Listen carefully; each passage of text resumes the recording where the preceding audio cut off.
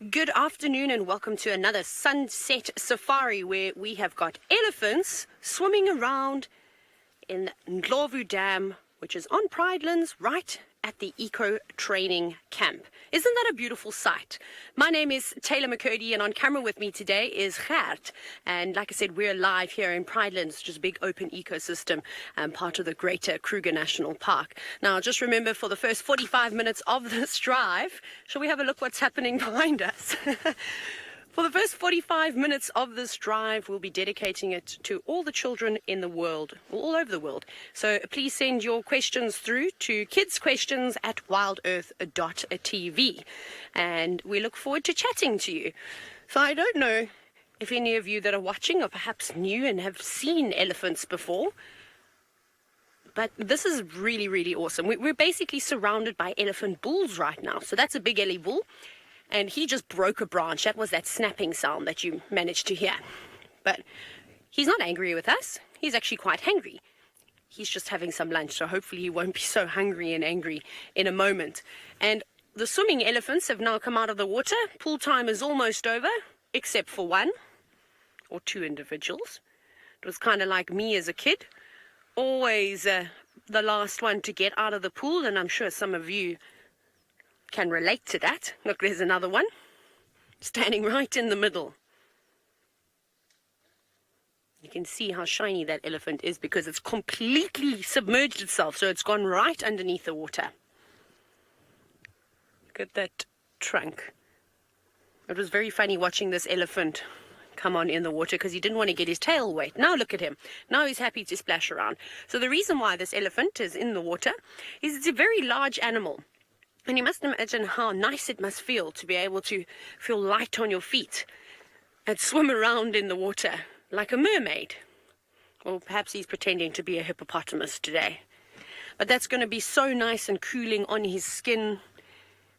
He does have nice big ears to try and flap to keep him cool, but that doesn't always work. So the best way to keep cool is to go for a swim. And elephants love to swim.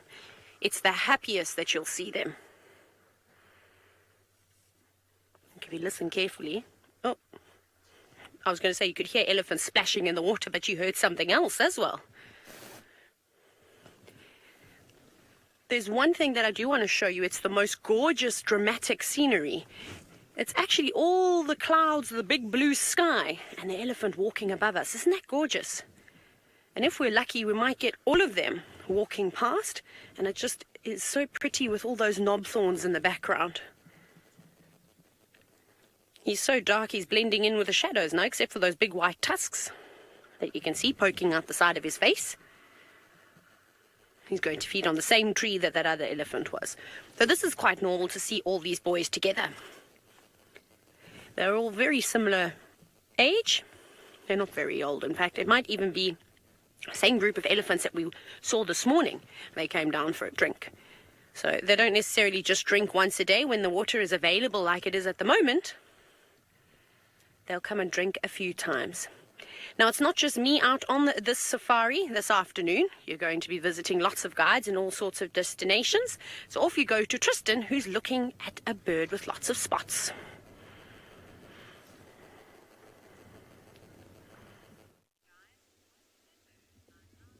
Indeed, we do have a bird, Taylor, and yes, shame. Taylor's the only female guide at the moment amongst all of us men, but she's very much an important cog in the wheel, that's for sure. As she mentioned, my name's Tristan. On camera, I've got David. Hello. Hello, David.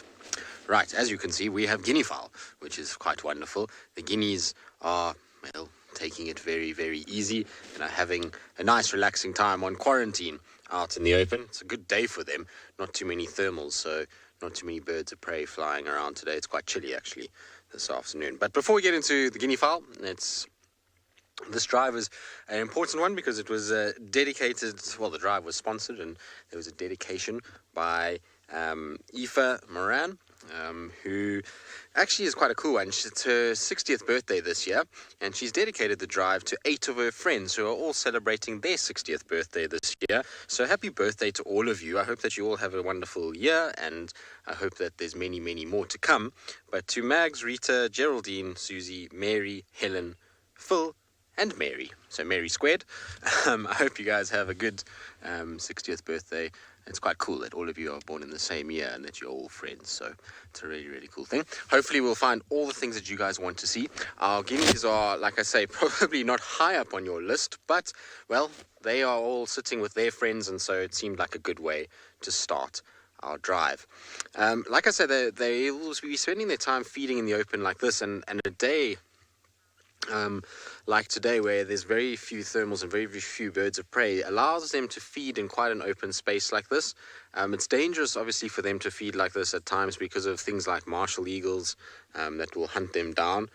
And so they've got to be a little bit careful. There's not really too many escape routes from here if one of those big birds of prey come, because if you look at this area, there's kind of no bush in this section between us and them, and there's very few big trees that are dotted around this area. Now, that means that if the bird of prey had to come down and chase them, normally what they try and do is run into the nearest thicket, but because of how open it is, they would really, really struggle to get into any sort of thicket where that big bird of prey wouldn't be able to get to them.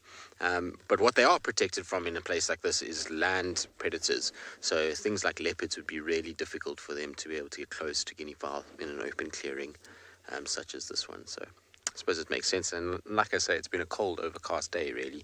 So not great conditions for flying birds. That's for sure. Now, the plan for the afternoon is that I think we're going to spend most of our time in the northeastern part of Djuma today. It's my last drive for some time. I don't know when I'll be back, but it's my last drive this afternoon. And so I want to try and see if I can find Tingana, the old Duke. So I'm going to go and spend all my time in the northeastern side. It's also a good place because there's lots of water holes, which means maybe some buffalo, maybe some elephants. So lots of cool things to go and look for. So that's the plan. In the meantime, though, I'm going to send you down to and beyond Phinda and Clive to see what he's up to this afternoon.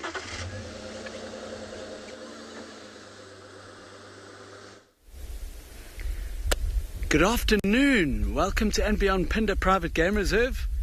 My name is Clive, and behind the camera is Marcel, and we have got an extra special surprise for you this afternoon. We have found a very big Southern African python, which is the biggest snake you get in Southern Africa. It's quite hard to see, but it's slowly moving through the grass here. Beautiful. I mean, it really must be close to 4 meters long, which is, I think, about 7 feet.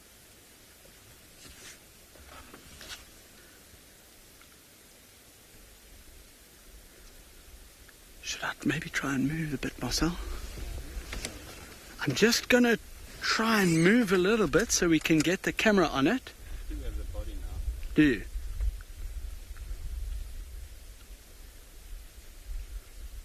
I could, if you want to look, I could go on the other side of these bushes maybe.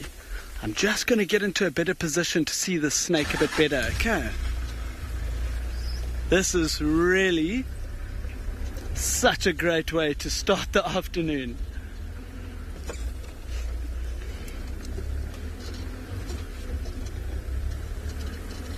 If you are a bit scared of snakes, probably not the best time to watch. Thank you, Jenny. I agree. It really is a perfect way to start a game drive. Oh, look at that, look at that.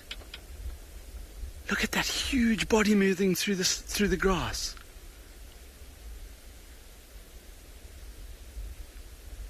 My word, it's gone into quite a thick little spot there. So I don't think we're going to see it again now. But how incredible was that? Wow. All right, so our plan for the afternoon, though,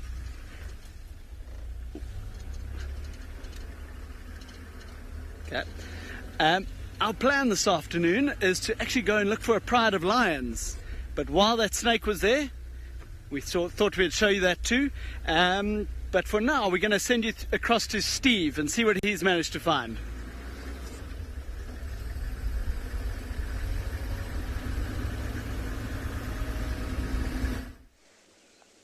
Good afternoon, everybody, and welcome to Simbambili Private Game Reserve in the Sabi Sands, where we found an enormous big elephant bull who currently is busy eating, but a moment ago was picking up huge amounts of sand and throwing it onto his body. You can probably see a little bit of dust on the back. Elephants love throwing sand on their body. There's many possible reasons for it, but good afternoon, everybody. My name is Stephen. I'm joined by BK on camera, and we are very excited to have you with us. Now, this afternoon's plans, boys and girls, is this morning, Tristan managed to track down a trio of leopards, and we're going to go see if we can find them again. They've walked very far from where we were tracking the day before yesterday, but Tristan managed to find them. So maybe now that the three are together, maybe two will split up, and maybe we'll have a better chance of finding them. It's uncertain and it's not guaranteed, but, well, we did find an elephant. Isn't he glorious? You see just in front of him, BK, you see that bird? Look at that fork-tailed drongo. He's looking for insects that the elephant is disturbing. Hello, Victor, age 11. You want to know if herbivores like elephants and giraffe get along? Well, elephants are the big guys of the bush, and they walk around and everybody moves out of their way. It doesn't necessarily mean that the elephants are always aggressive to other animals, but everyone moves out the way of the elephants. And it so goes on down like that with rhino and hippo and buffalo. And the bigger you are, the more respect other animals seem to give you. But many of the other animals, such as giraffe with kudu maybe, and impala and wildebeest and zebra, they quite often like hanging out together so that they can see. And many eyes, many ears means they can see the approach of danger. So you often find them in association with each other, not really competing, but spending time in amongst each other's company to stay alive. But that is not the case with elephants. This big guy, no one's going to bother him. He can do whatever he wants to spend the entire day feeding.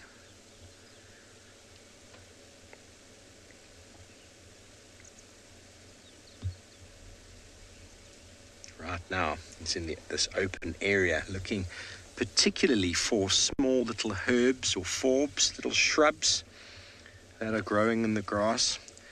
Doesn't look like he's actually grazing right now. He's picking up small little herbs. Some snakebite bush is one of the plants he's grabbed there. Trying to get the roots out of them. Many of these little herbaceous plants, exactly these microgreens, form a very nice salad. There's lots of medicine in them as well. Plenty of plants here. They've got medicine, and elephants pass on information from mother to daughter to son. And so elephants go through their life with a wealth of information that they've learnt. When they've got toothache, or maybe their tummy's a little bit funny, or something's going on, they know what to go and find. They generally find it by smell, and then they eat it, and essentially the problem is solved.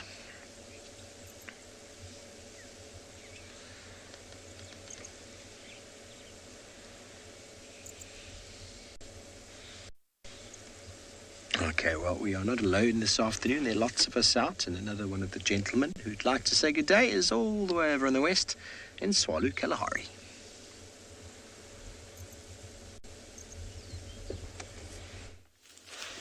Hi everyone, welcome back. Jean-Ray behind the camera there. Can't do it without him. My name's Dylan. As always, it's great having you with us.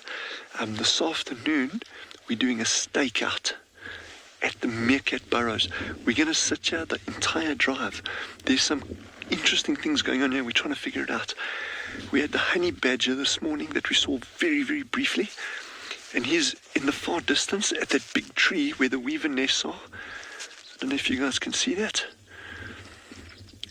Okay, so there's a set of burrows down there. There's a honey badger underground in those burrows as we're speaking. They're super shy, so we're not going to go down there. We're actually going to sit at the burrow system where the meerkats are. So Morsadi was here just now. She's moved off about 20 minutes ago with some of the group. There's a squirrel that was actually relocated. He moved out of that burrow system where the badger went into. So we're going to spend the whole drive here on a stakeout, and we're going to hold thumbs that we're going to get some interesting interactions. The key thing is whether we see the badger or not is badgers are 100% a very, very, very real threat to meerkats. They can dig way faster. They can get down these small burrows. Meerkats don't have much defense against them. So Morsadi is going to be super alert, and she's actually going to, there's a strong chance she'll actually move those pups away from this burrow system, and that's what we don't want to miss. So please just bear with us. There might be a lot of nothing over the next 3 hours, but you never know. We will be sure to come straight back to you if there's any sign of action. And before we go on is happy World Environment Day to everyone out there and our colleagues down in the Lowvelds. I hope it's an amazing day and that you're all enjoying this journey that we're on. Chandra and I are super excited. We're actually getting attacked by a pile of stink bugs. As you see these little bugs flying around us, say stink bugs. We don't know where they've come from.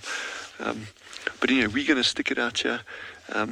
I've even got a fleece on now. It's actually quite hot now. But we're going to be sitting here till the sun's gone. It's going to be quite cold then. So we're kitted. We're ready just to spend as much time as necessary. And we're just super excited about what might develop here. It's a chance we're taking because we could sit here and see very little. But on the other hand, it could end up being super exciting.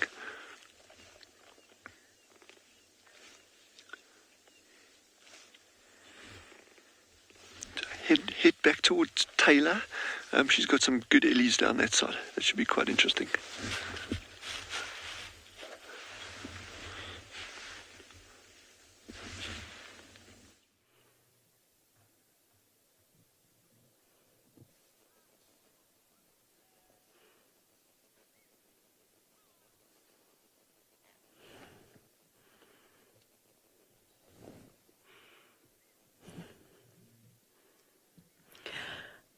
Welcome back again to Pridelands, where we've almost left the dam. You might be able to see Eco Training Camp in the background there, but the elephants sort of march on through it all day long. Now, we're not going to get too close to this elephant, not at all, and the reason why I don't want to get too close to him is because he is in must. Now, what that means is that basically he's just interested in searching for the ladies. He doesn't want to spend any time with us, and that can make him a little bit intolerant of anything, from other elephants to other animals, and then of course us in the vehicle. So he's going to walk and we'll just let him carry on, although he's very relaxed. He's not very upset, but it just means that they don't have the patience that elephants normally have, and elephants are very patient animals. So we'll probably just let him do his thing. He's had a nice swim now. He's nice and cool. He didn't throw any mud or sand over himself, which was sad because that would have been nice to watch him cover himself in all that red soil. But that's okay. Probably just going to have a snack now. Now, Kayla, you're just 11 years old and you've asked, how is there enough water for all of these animals? Well, these animals have to rely on rain. So we've just had our rainy season. We'll be coming into winter now, which is dry season. So all the water that you saw earlier, Kayla, if you were watching, was from a few months ago. Maybe about a month ago, we had the last bit of rain. The elephant's going to disappear now. But we might be able to just show you some of the water just through there. So that's a very, very, very big area.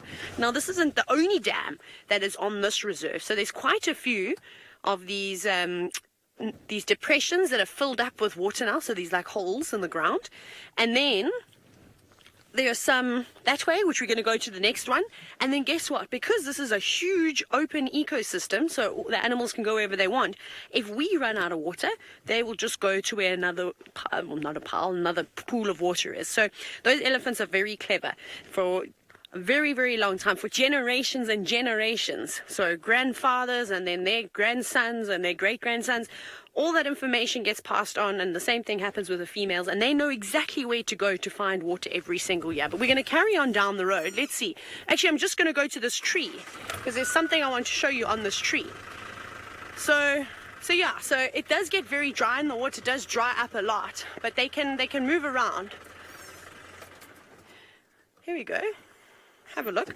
I'm going to see if I can Do you think I can get out? Shall we test it out?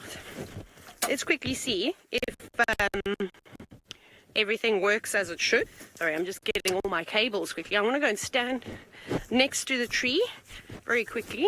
Elephants have all moved off, but I must be careful because there's big pathways here that elephants like to walk down. So this is a beautiful marula tree that you can see, but you can see it's not just true color of bark. You can see the difference quite nicely up top, how much lighter it is.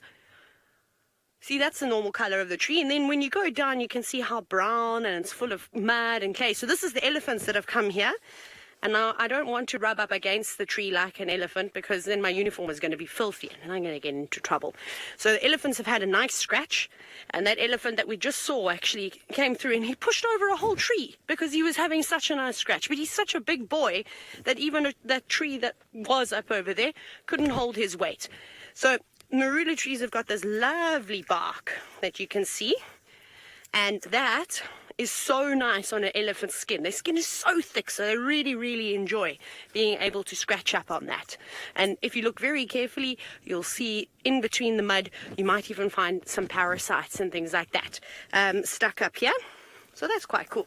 They love these trees. They love the fruit on them. They've just had marula season in January, February, and March. We fight the elephants to try and eat the fruit as well. I fight the door to try and get in the car too. So that's really, really nice. And there's a whole bunch of other things that could be living in that tree too, because I see lots of natural cavities in there.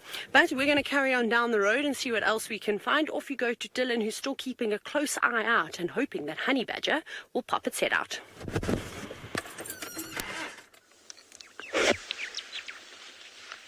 So, yeah, we're just still sitting here getting inundated with stink bugs. So the squirrel refugee that came over from that burrow, he's still here, super, super, super nervous.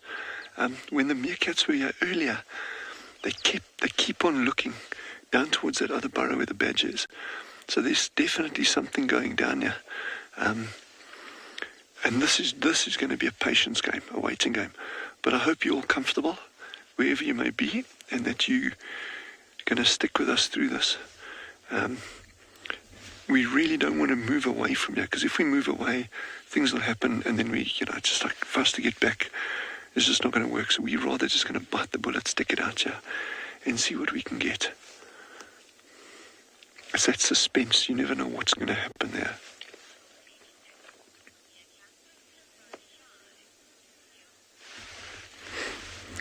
Nikhil has just asked, why are meerkats so shy?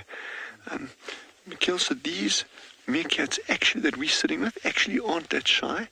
We've been seeing these ones for a number of years now, so they're quite used to us. The animal that's going to be shy here now is the squirrel. We don't know where the squirrel comes from. There's more burrows in the area. So he's now moved away because the badger has moved into his home, where the burrow where he lives. So now that squirrel's moved up here. So the squirrel's quite nervous. And that's why also we're just talking nice and softly. We're actually sitting even further away from the burrows than we normally sit, so as not to disturb anything that goes on here. We've also chosen our wind direction quite carefully. So the wind is coming across us. So even if the badger came out and he wanted to come up to these burrows, he wouldn't pick up our scent easily, or maybe, hopefully, not at all. So we've chosen the location where we're sitting very, very carefully. So the meerkats are relaxed, the badger isn't, the squirrels aren't. So we must just be patient, and hopefully we'll see something good. But while we're doing a stakeout here, head over to Tristan, who's got some really cool antelope for you to see.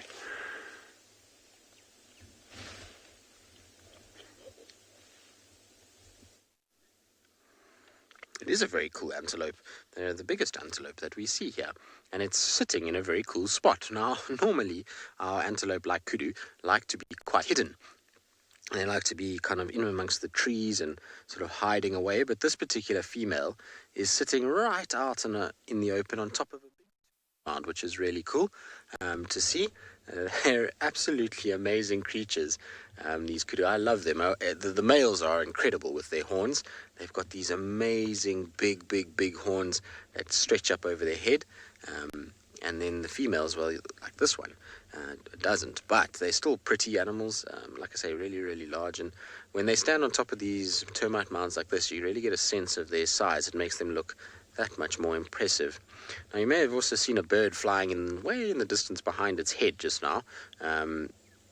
It's a Bateleur eagle that is flying in the distance there. It's quite tricky to see it, but maybe you might pick it up every now and then as it sort of circles along. But what you're noticing is that, there it is, well done, David. There it goes. Nice, Dave. Gabriel, aged 11. This kudu is 5 years, 6 months, and 22 days old. I'm joking, Gabriel. I have no idea how old this kudu is. Very difficult, Gabriel, to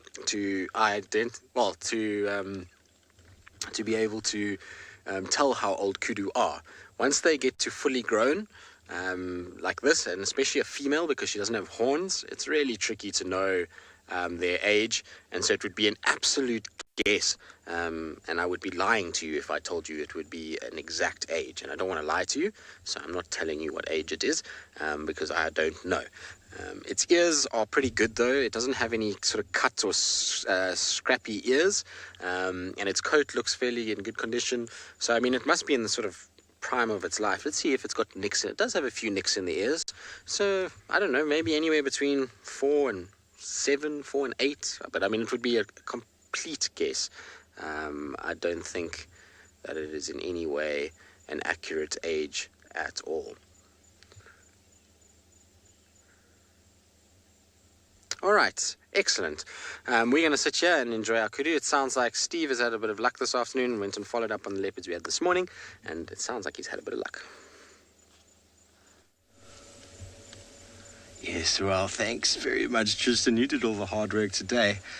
Let's go to the female here, BK. We found the trio of leopards, boys and girls, and there's been a bit of mating with the one male and the female. She's now rolling around, and the two males, not normally do you see two males together. They both just ran off into the bushes, running parallel with each other. But they will be back, because this is a beautiful lady that they're both interested in. So we came to the area where they were left this morning. I was trying to find some tracks, and I was just looking around, and I could just hear this low little growling sound, which is an amazing sound to experience when you're on foot. Definitely makes every nerve in your body stand on end, or your hair, every hair on your body. Now she's going to go see what these silly boys are up to. They'll be back. We're going to listen, because they might have a fight soon. Basically, these boys get so overwhelmed by the presence of the female that they want to fight each other. Okay, I'm going to keep going, BK, otherwise we might lose them. Don't want to lose them. Probably the easiest effort finding leopards. Not like what we've spent the last few days doing, but you just missed what they were doing, but it'll happen again. There we go. There's Mawati again. Can you see him in front of us? There's the newer leopard to our territory. He's not a relaxed leopard. Normally, we would not see him in the daytime, but now, because he's overwhelmed by the presence of this female, he doesn't care. Now, many of our viewers back home, many of the viewers who watch, long-standing viewers who've been watching the show for some time, will remember we found Mawati last year a few times. We named him, but he's even been seen before that. And he is normally a jittery, running away kind of fellow. But now he's out in the open saying, hello, everybody. How are you doing? I can't see him anymore. Can you, BK? Ah, there he is. Now that, boys and girls, is a leopard. Now it sounds like the other male is making some noise.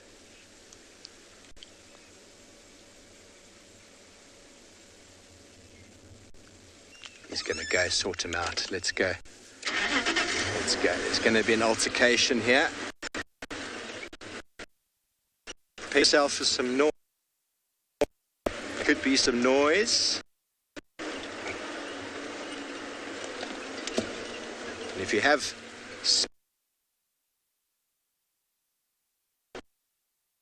when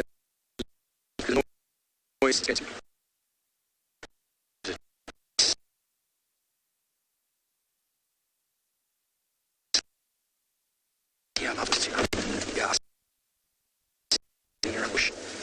now the two males. Okay, well it seems like we're losing some signal. I'll get a good spot. Over to Solid Hardy.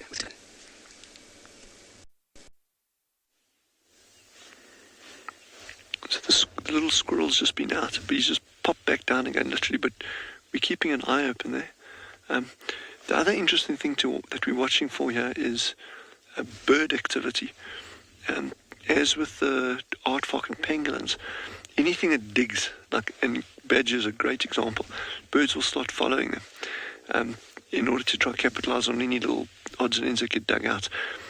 A nice example that you see in the Kalahari is we've got a bird of prey called a pale chanting goshawk.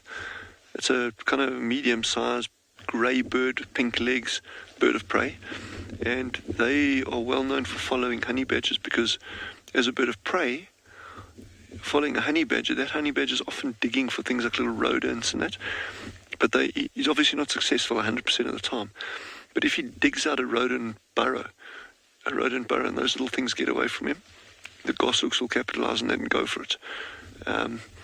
And we've actually even seen those birds following troops of baboons, because baboons, as they're moving, they're unearthing things, they're turning over rocks, pulling over logs, and they're also flushing little rodents and that, which those birds can capitalize on. So I'm hoping with this honey badger, if, and it's a big if, it comes out in daylight, and we're really holding thumbs here, hopefully we'll see those kind of interactions as well. Maybe not with a goshawk, but certainly with some of the smaller birds that may be following, like ant-eating chats, white-browed sparrow weavers, Kalahari scrub robins. But there's the squirrel, he's out now. I don't know if we can get it over the bushes. There we go, you got the little squirrel. So he's kind of feeding intermittently, but he'll often keep looking behind him, down towards the south. He seems quite nervous about that direction, and that's the direction of his original burrow that he came from.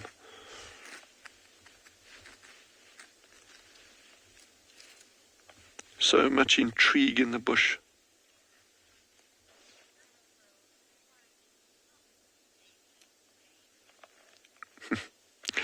Daniel, the squirrel, he seems quite lost to our way of thinking. But I think these little guys know their way around very, very, very well. There was a second squirrel further out in the distance, but he's disappeared in the grass. So it may well be that this one and that other one are related, or they know these burrow systems, so they're just hanging around here now while the badgers kicked them out of the other one. There's the other side to it, that perhaps the badgers actually caught one or two of the other squirrels, because the lady that's doing our habituation here, Rebecca, she was actually saying that the burrow that the badger went into, there's normally 4 or 5 squirrels that live there, and we've only now seen 2. So perhaps that badger is lying fast asleep after having a nice chunky meal. But again, we don't know that for sure. Very sweet little things, these squirrels are.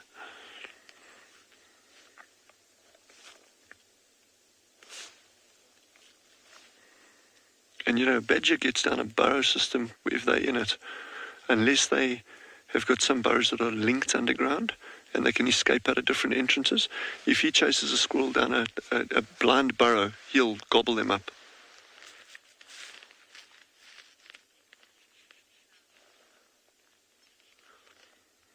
So we're going to send you over to Steve. He's got a really good leopard sighting there, apparently.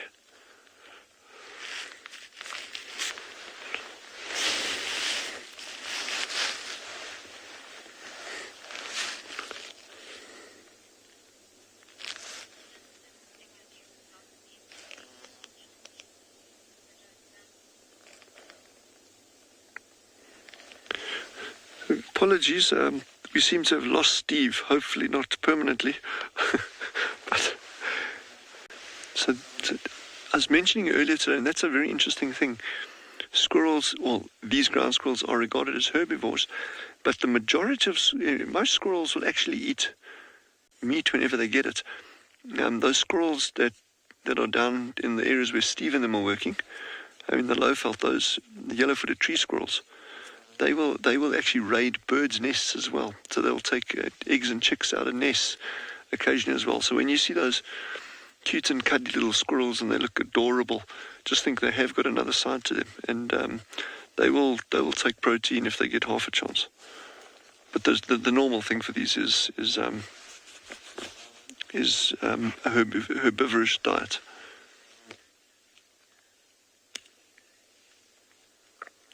Wow, Clive has a secretary bird, and that's really good to see. So head over to that way.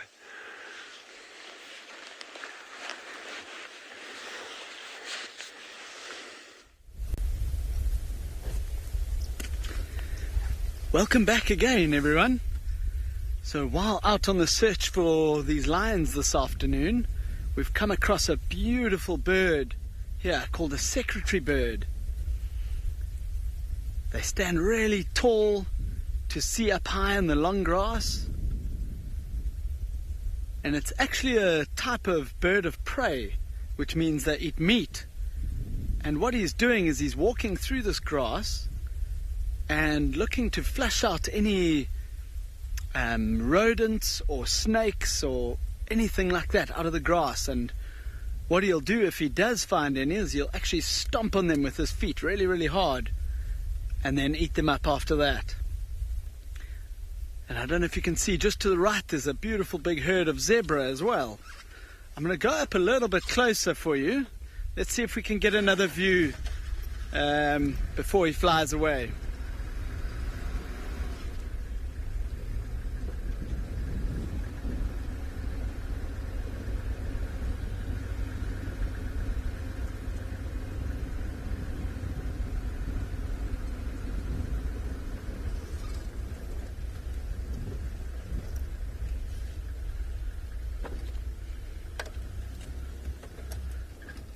Jalia, that's a very good question.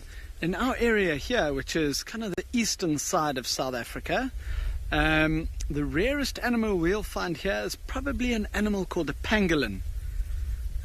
Anyone who's been on a safari quite a few times, believe me, that's always on everyone's list of things to see, is a pangolin. It's like a scaly anteater, if you don't know.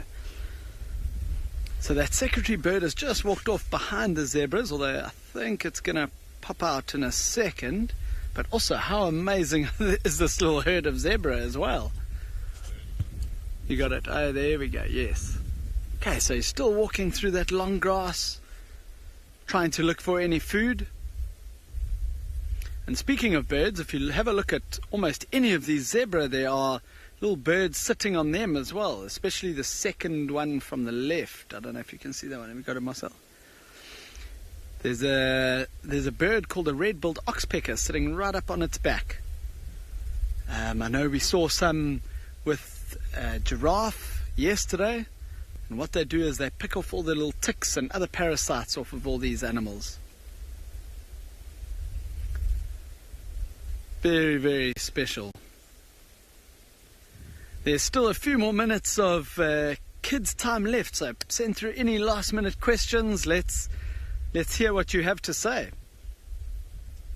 Yeah, this light is really perfect on all of them, especially how the zebras are kicking up a bit of dust as well.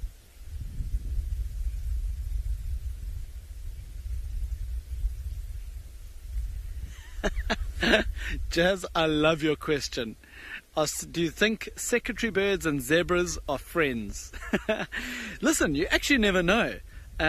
These secretary birds might make use of other animals walking around in the long grass that also might flush out little rodents or snakes, and the secretary bird might hear that, or it might even chase that little animal towards the secretary bird, and the secretary bird would actually take advantage of that. That is quite possible. There are a lot of other birds that do that as well, that use other animals to to flush out prey for them. I see towards the right of these little herd of zebras, I see there's one small baby one lying down. I'm just going to go up a little bit closer. Let's try and get a better view of that little young one, okay? We seem to be having a day full of young animals. We had little lion cubs this morning, cheetah cubs yesterday even. We had some young giraffe.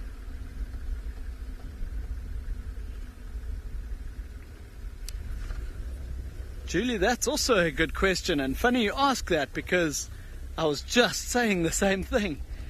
But, oh, there, the baby's just got up. But yes, there are a lot of babies out at the moment. Something like this zebra or the lion cubs that I was talking about, there isn't a specific season where they will actually breed or they'll give birth. They could give birth at any time of the year. There's sometimes a bit of a peak when there's good grazing, so maybe this little young one could have been born just before the summer rains. But I think for now we're going to head you back to Steve. Apparently those leopards are out and about, so enjoy.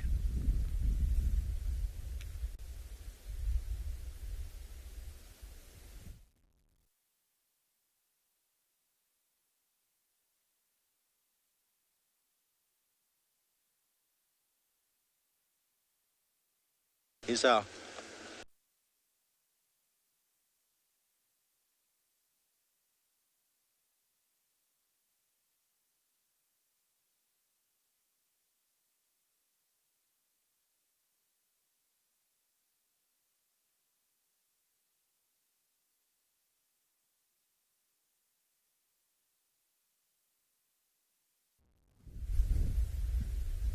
All right, and you're back again so quickly. Sorry for the technical issues with Steve there.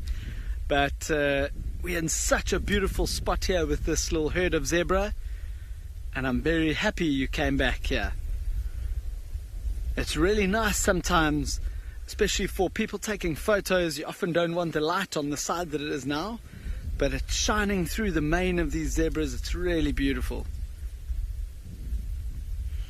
And you can really see now that young one has stood up. The size difference between it and its mother that's right next to it. Really pretty. I'm sure that little young zebra is probably only about maybe 4 or 5 months old, so it's still very young.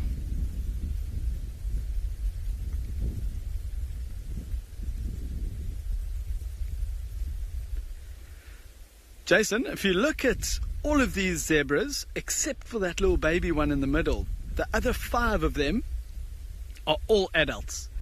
So that is as big as they get, in the region of about 300 kilograms.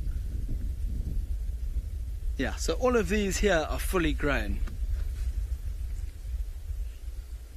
And it's so many people's favorite animals when they do end up coming on safari. And I can see exactly why as well.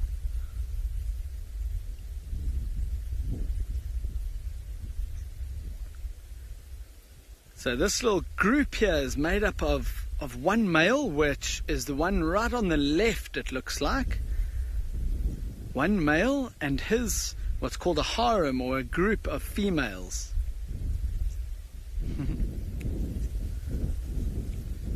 Yeah, his harem of females and the little youngster in the middle. I love how they're both standing next to each other and their tails are just swinging in time with each other.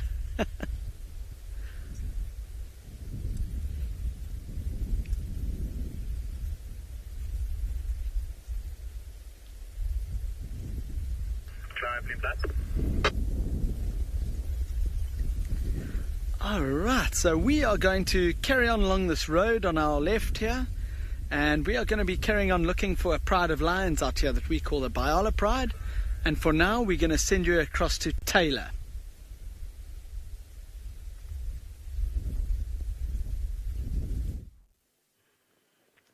Although it's just disappearing. You can just see its tail slipping on down. Let's see if we can get another view. I'm going to go. Oh, no, there it is. It's back. No, come out, squirrel. Where is it? It's hiding. It's just gone down a little bit further in the fork of the tree. Yeah, even lower than that. Okay, I think I might have to go forward, but I do want to show you the squirrel very quickly. Let's see. Don't be scared of us. Classic. The animals, they hear live, and they all start to disappear. This is typical animal behavior. Okay, so it's just in this big marula tree here. Maybe we'll even get a better view of it. Just try to block out the sun. You'd think that there'd be lots of squirrels on these trees. Where did you go? Impossible. Okay, that's all right. I did want to try and show you a squirrel because I had something planned, but it's fine. I can work without it. It's not a problem. It's fine. For these moments in the car, I keep things like this. Are we still on the kids' show? Yes. Are we? Some elephant dung, which I shall put over here and make the car nice and dirty. We have just finished, but now, of course, please send through your other questions, #WildEarth, or comment on the YouTube stream or other platforms that you may be watching on. So this was really catered to the children. Some of you probably know all of this already, but anyways, I was hoping that we'd have the squirrel and then I could link it to the elephant dung, but I don't know if that's going to happen. But anyways, I picked up a whole bunch of elephant dung on the ground, and this morning we were talking about their diet and kind of what they're eating. So like I said, this is catered to all the children, and hopefully you haven't tuned off just yet and you're still watching here. So you can see this dung is still quite wet on the inside, but the outside now is nice and dry, and you have to excuse how dirty my hands are because I've been digging in elephant dung for most of the afternoon. And what squirrels do like to do, especially during marula season, and we are surrounded by marula trees, so this is all very fitting, is dig through lots of this elephant dung to find the nuts from the marula fruits, and they've been stashing them everywhere at the moment. So now we've been watching squirrels run up and down the trees or running along the sides of the roads and trying to find their nuts again. Very cool, though. Anyways, we'll talk more a little bit about this when we find some elephants, which I can hear breaking branches. I'll just store that down in the footwell. The other thing that was quite cool, I'm still going to just look for a squirrel, so it's all relevant, is that I was asked a question that I won't answer just yet, because we'll find a squirrel and we'll talk about it. But it seems as though Dylan has beaten us to it, and because we couldn't show you a squirrel, he's got some.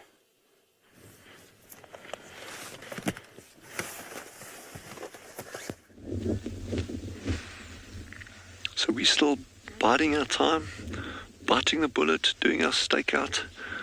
Very little activity going on here, but we are just going to stick it out. We're not going to go anywhere. Like, so I'm just really worried that we leave and then something happens. I've actually asked one of the habituators to start following up further east of us, just so we're kind of covering our bases. But this is where the action's going to be. Don't hold me to that, but I'm hoping. That squirrel is just still popping his head out. He's actually behind the bush for genre. I don't know if you can actually see him there. You may or may not. But super nervous still. Darts out, eats a little bit, goes back in, and then he comes out and keeps looking around. Gabriel, absolutely. The squirrels will definitely. They'll have a mating season about 4 months prior to the summer months. And if you look at a lot of most of your herbivores, they actually want to be dropping lambs or calves or,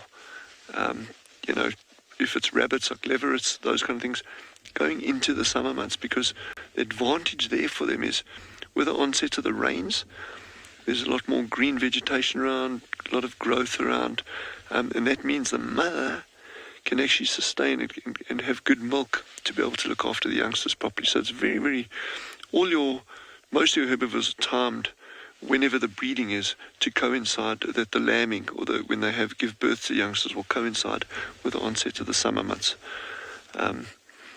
That's a good question. Very interesting question. That. Whereas your predators are often driven by your prey availability. In other words, they can run around catching other animals. So frequently your predators, not all of them, but a lot of your predators can actually just have youngsters at any time of the year, as long as there's enough prey availability. Yes, that squirrel is out now.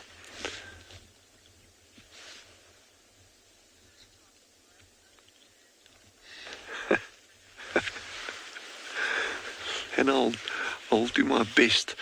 The only challenging thing is the sand is so soft, so it just keeps running. But we will see. I'll tell you what, if you join us again tomorrow, we're going to make a sand castle at some point for you. That's what we're going to do.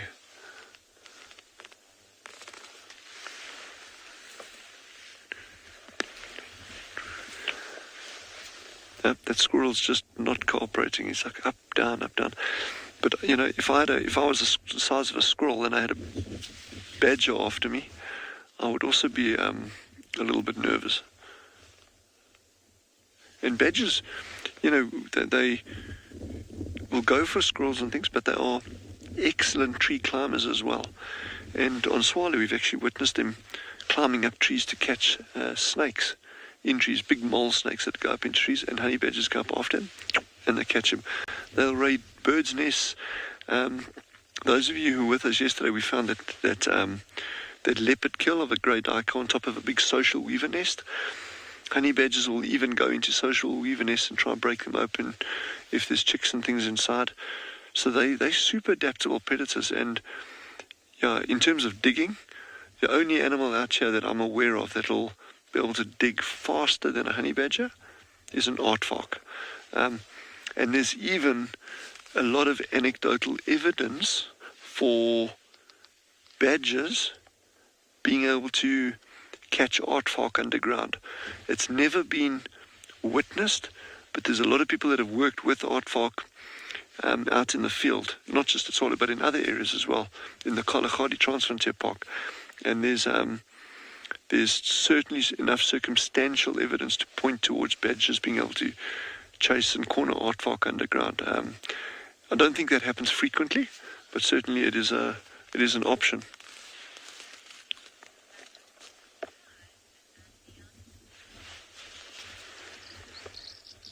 While we're coming up with ways to build a sand castle, our plan, head over to Clive at Pinda and see what they've got.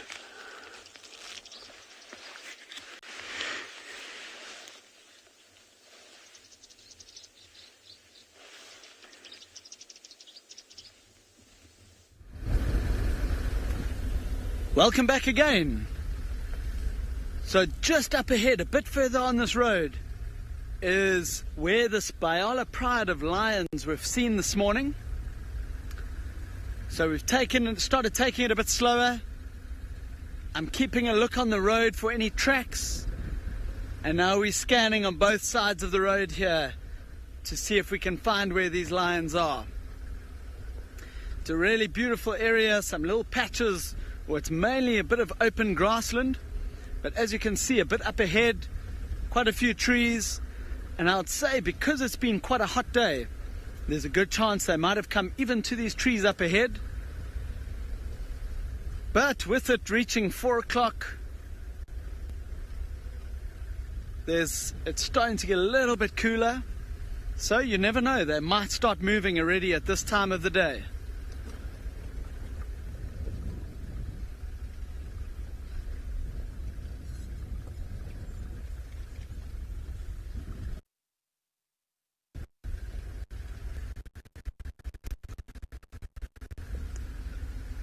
Sorry, mate, can you just repeat that? Did you say schedules?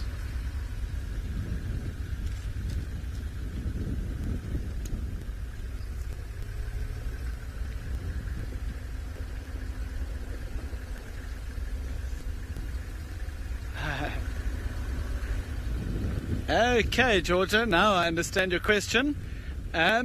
Yes, so,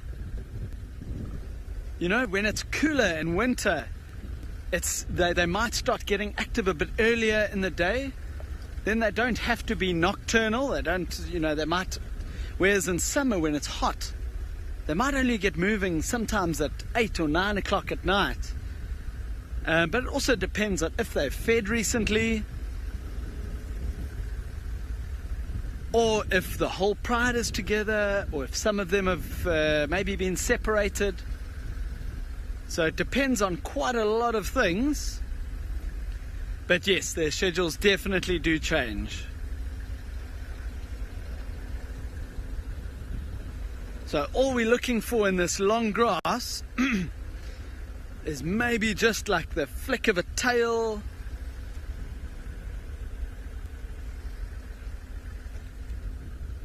Maybe the flick of a tail or even the ear.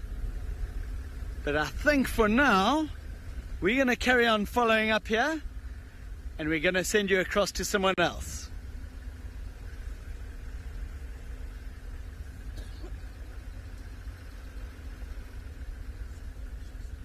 No, you are sticking with me. You're sticking with me on this lion search, and I'm hoping them. What was that? Sorry, I just thought I saw something. No, I'm going mad. Sometimes, especially when you think you're close to lions. Oh, hold on. I think we might have just found them. Oh, there's a lion. I think we might have just found them. There's a lion. There's definitely a lion there. Sorry, I'm just gonna have a look. Oh, there's a lion. Okay, yes, there's definitely a lion here. Hold on, I'm just gonna try and get us in a little bit closer here.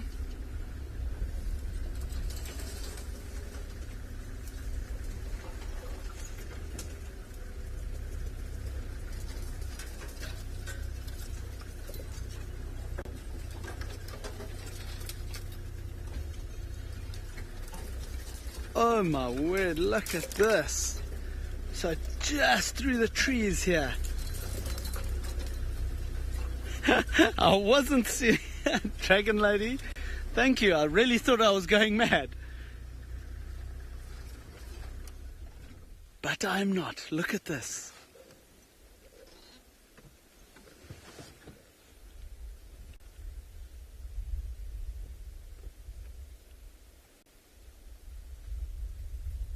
So that looks like one of the big adult females. Look at that big yawn. Oh, did you see the size of those teeth?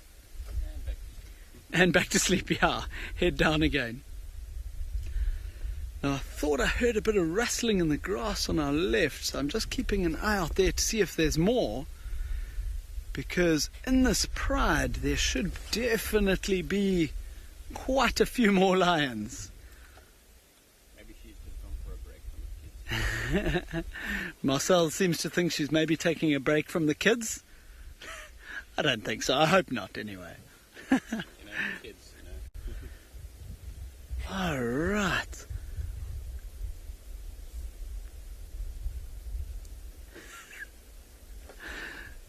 Do you know, your comment is absolutely 100% on point. She just says, and flop. And that is exactly what lions do so often. Put their head up to see what the noise was, and then the big yawn, and then flop down and their head goes back onto the floor.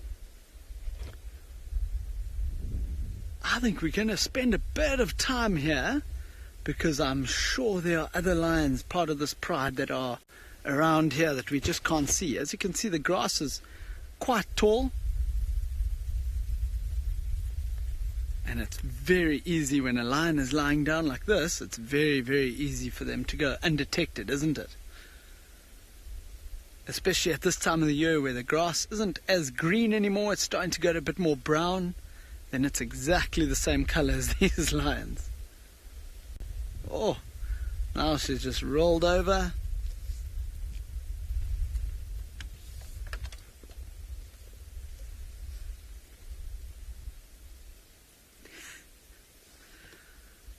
Catherine, I 100% agree with you.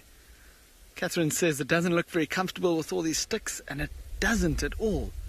There's a bit of a fire that's come through here a little while ago, and all these dry sticks are here, and they're actually quite thorny as well. They've got little spikes on them. So as long as she's not lying on one of those, it'll be comfortable, but otherwise this grass around here actually looks very nice and soft. Looks like it would actually make quite a good bed.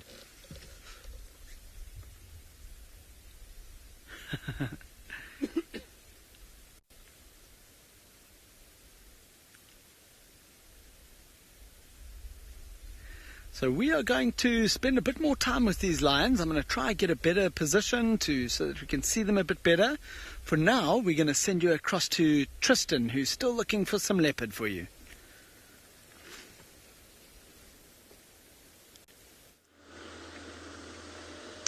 Well, we are looking for leopard ears. I mean, we've been on the tracks for Tandy and the cub, and found an area where the smell of leopard urine is so strong, it's actually almost off-putting a little bit. It kind of gets into your nostrils. It's almost searing your nostrils. It's so strong. But the elephants have walked all over there, so I can't see where they go from that point. But it looks like they drop into a drainage line, and so I think they are somewhere left on this block. So what I'm doing is just doing a loop round to see if Tandy has come out today or if she's still inside the block. I didn't see anything coming out at Nyala Road North. Didn't seem like anything coming out on Central. And so I'm hoping that if I check up this little section of Drakensberg and then across on Quarry Pan Road and nothing comes out, and I'm pretty sure they're in there. Now, I don't know if well, I'd say it's a bit tricky because there's a bit of a grass section on the road, but I find where the cub goes over, but I can't see where she goes over. So I'm still trying to figure that out, but we'll get there eventually. And I'm pretty sure we'll be able to hopefully find her. Just checking very carefully. I don't know if anyone even drove here this morning, so it's part of the reason why I'm going slowly is to try and figure it out. Rosemary, you've got to use a bit of everything when you're tracking, funnily enough. So your nose does become important.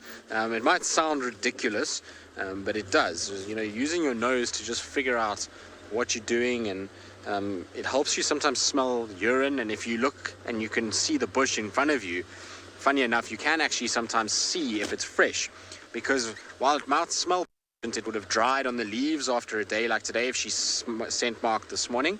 But if she's scent marked right now and there's still urine dripping, then you know that you're right there. So smelling things is not always the worst thing, and then listening is probably your biggest asset when you're tracking, more than even your ability to see. Because yesterday, we'll have a look at the Steenbok while I talk about this. I mean, not yesterday, sorry, this morning, when we tracked those 3 leopards that Steve has now, it was by hearing that we actually found them. So we obviously by sight saw their tracks and followed their track period by sight. But then we got to a point where we eventually were actually locating them by hearing. So it was very funny to go, you would drive like 10 meters and then switch off and listen. Then Dave and I would drive another 10 meters, switch off and listen, and eventually kind of got them to that point, because it was just this low little rumble that we were hearing. It's a little grrr, that's all we were getting, and you got to try and pinpoint that. And so David and I are both like, which side do you think it is? And we'd drive a little bit, and eventually that's how we got them, once we knew that the tracks were in that particular little block. So hearing is probably one of your better senses when tracking, and then obviously the ability to identify tracks. But interestingly enough, just chatting about that Mulawati situation, what amazes me about the whole thing is that when we left, Hukamuri seemed to be starting to push Mulawati, but apparently when we left the sighting, just at the end of drive, Mulawati actually mated with Shadulu in front of Hukamuri. And Hukamuri was the one that kept actually just avoiding Shadulu. Even though she was trying to mate with him, even though he had opportunity, he was so focused on Mulawati that he would just sidestep her and go towards Mulawati, whereas Mulawati actually took the chance to mate, which is really interesting. So I'm fascinated to know what the dynamic is this afternoon and whether the behavior has changed, because they actually ended up pushing a lot further west. So It'll be interesting. Now, it seems like Steve's signal is stable for now, so let's send you quickly across there while it is and see what's happening that side.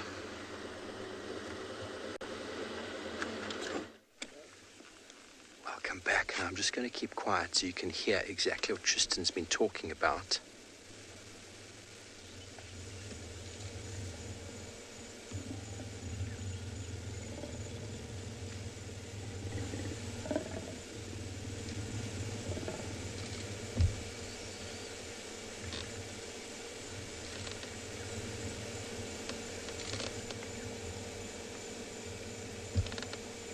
That is Mulwati. He's constantly growling. So is Hukumuri. And then Shadulu's also making noises because she's feeling a bit left out.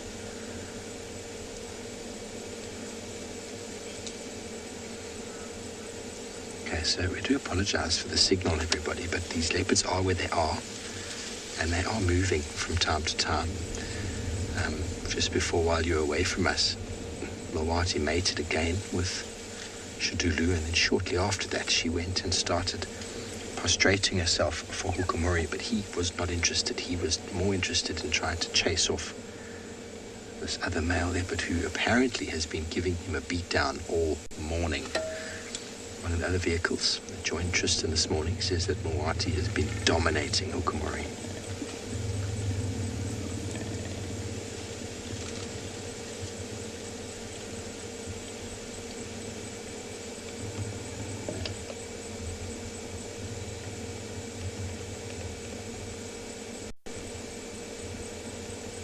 She is. There is the spots of Shadulu, and in the next few moments I'm guessing she's going to get up and prostrate herself for whoever is. We don't really know what her selection criteria is.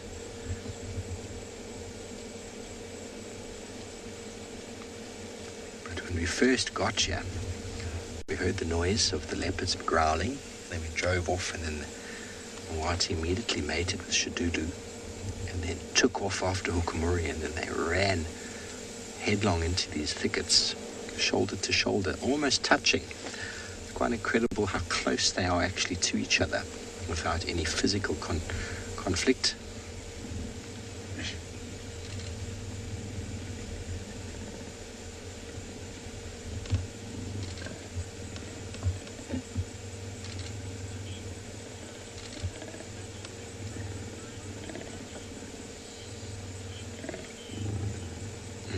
It is a wild interaction, and for you it's the most wild one you've seen in a day with leopards. Well, I think it's going to continue. Shadulu's the cause of all this chaos. Mulwati's out of his territory in Hukumuri's territory, so Hukumuri's got a right to be upset. It's also his previous girlfriend. And by the way, this morning Tristan was discussing how she kept moving away from Mulwati, kept moving away, trying to obviously find Hukumuri, but with the persistence, Mulwati seems to have dominated, and through that domination, the female then selects a male. But if there are two males nearby, she will select both. That's what she did with Hukumuri, but he turned her down and then did another sideways long running jog into the thickets here. It seems like everything's calm for the moment, but that could change any moment. They must be incredibly tired. They've been running up and down. It's not the hottest of days, but they must be dehydrated, because after every confrontation, each male scent marks and scrapes, and he's salivating enormously. Pat, Mulwati, naturally through the sort of successional hierarchy of how dominant male leopards move into areas, would definitely try and take over territory that's vacant. And Tingana over the last 2 years has sort of grown in territory size, where he's kept up big territory, but we haven't seen him on Juma in, I don't know when last he was seen.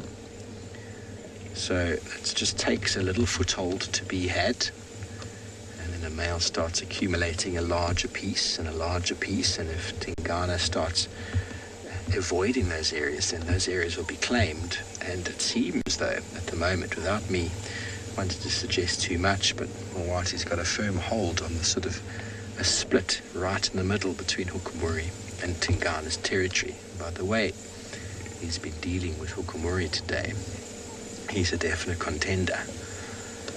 That's how survival of the fittest works. The biggest and strongest male takes over,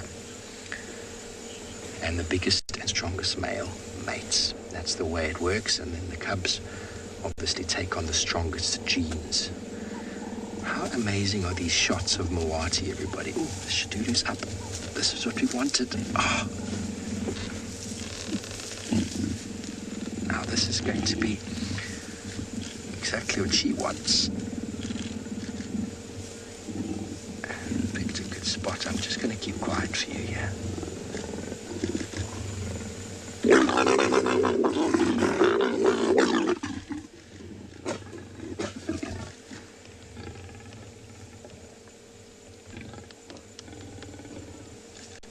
There we go. We could have moved, but we decided to hedge our bets and stay where we are, and it paid off. That's about as good a visual as we would have gotten of this scenario. The sounds just go straight through you, don't they? I'm not sure how much information Tristan gave this morning of Mawati, but he's a male leopard that you don't normally see in the day. If you do, it's a very, very quick, very short. He's not relaxed. And talking about Tingana being the shy one, this is how he got habituated to vehicles. He moved in and mated with, I don't know if it was Karula or Tandi, but the vehicles followed, and before he used to run away, and then he realized, well, I'm staying with this lady, I'm going to protect her, she's overwhelmingly beautiful. And then he realizes through a course of a few hours, even a day, that those vehicles pose no direct threat to him, and slowly starts taking no interest in them at all. And so now seeing him here, pretty relaxed with the vehicle, not concerned at all. His only thoughts are about this other male and about the gorgeous lady in the grass.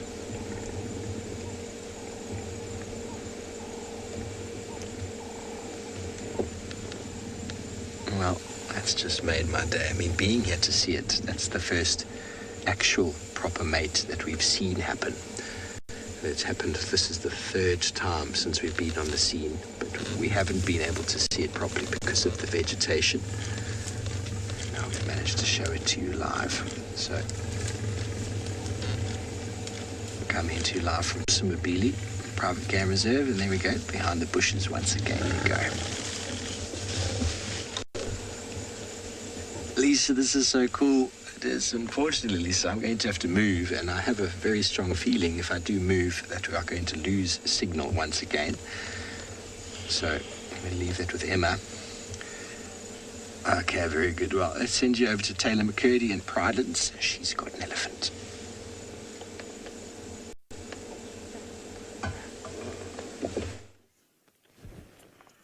Not just any elephant, it's an elephant that we have seen before. It's our collared friend.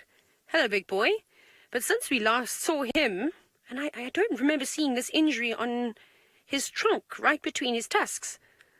It looks like he's maybe been in a little bit of a fight. Can you see that? Now, we know how tough elephant skin is. And we know what a powerful muscle that trunk is. And I don't think that it's easy to get a wound like that. So maybe him and that other big elephant bull have had, that we saw earlier, that was in must during the beginning of the show. He's probably going to walk past me, but I'm going to move forward, if you don't mind, Fat. The only reason I'm going to move forward for this, Ellie, is that when we arrived here, he did stop eating. Hello, boy. And I am right on a really big elephant pathway. So I'm just going to... I don't want to block him. I probably could have sat there and he would have come right past us and it would have been no problem at all. You're going to come on the road now. But for me, as much as I love elephants, I don't like elephants in my face. So I'm going to turn around here and then we'll watch him. But I'm really hoping that he comes down because we're right at Leopard Dam, so he could have a drink. Maybe that's what he's going to do. So let's get ourselves in a good spot so that if he does come down and drink, we can actually watch him. So he should just come through over here. And then he's got enough room. There he is. We'll just watch him from over here. There we go. So yeah, so it's really interesting, and it's nice to see him again and see that he is doing well. But don't be concerned about that injury on his face. It's just a superficial injury. He will be fine, and that's normal. When big elephant bulls and breeding bulls are around one another, and there are any herds nearby, they're definitely going to push one another around. But he doesn't have any other little injuries on him. Hey, big boy. He hasn't got really big ivory, but he's so tall. Not the biggest elephant that I've seen. What's he doing? Scratching through the trees? Hey, boy. You can just see. This is... Dove, yes, at some point they might have to refit the elephant collar, but I don't think that this elephant is going to get any taller, or he might get a bit bigger in terms of width, but he's sort of reached his potential. I would say his shoulder height is, exceeding 4 meters, and he definitely weighs well over 5 tons. He's a big boy. I know it's quite difficult to compare his size. If we see a big tree, we can always do one of those cool size comparisons, which is amazing. You're all very talented photoshoppers out there, where basically I can stand in the same place that the elephant was, and I can give you my height so you can get an idea of how big that animal was. But just as we watch him, look at his trunk. That's, for me, the most fascinating thing, and I think and all guides will agree that it's important to learn elephant behavior. So like I said, when we arrived, he was feeding. He then stopped feeding. And he took a couple of steps forward, and then he was pretending to feed. And then he kept coming closer, which is typical signs that, he's going to try and assert his dominance over us. So he could, might as well come right up to the car and try and stand there and intimidate us. But I don't want to get super close to him. So we'll just make sure we give him enough space all the time. You can see he's smelling us. Look how subtle that is. The other thing that he could be doing is that there was a breeding herd of elephants that moved past here, and I know this because I can just see their tracks on the ground. So he could be smelling them too, but I definitely think that he wasn't impressed with us earlier. But he's obviously relaxing. Hey, big boy. Look at that back right leg. See how he's kind of taken the weight off of it. And it's just always important that you must give animals the right of way. So like I said, I was in his pathway and he could have gone around me, but I always move for the animals. And now we've got a much better view. Come on, boy, we want to see you have a drink of water. Or are you just going to stand there having a siesta all day? It actually does look like his eyes are growing heavy now, don't they? Having a scratch? Also the lovely calls of a turtle dove and ringneck dove in the distance. Rochelle, shame, yes, he's Nigel no friends at the moment, but that's normal for an elephant bull. He doesn't need to have friends. He's quite happy to be on his own. Throw sand in his face. So he's a mature bull, like I was saying, so he'll just move in and around wherever he wants to. When he's in must, he's going to be obviously more excited and more keen to mate with female elephants. So then he'll move between breeding herd and breeding herd. What we did see a few days ago is this man had a young friend, an elephant bull that was about the quarter of the size of this big boy, and was tailing him.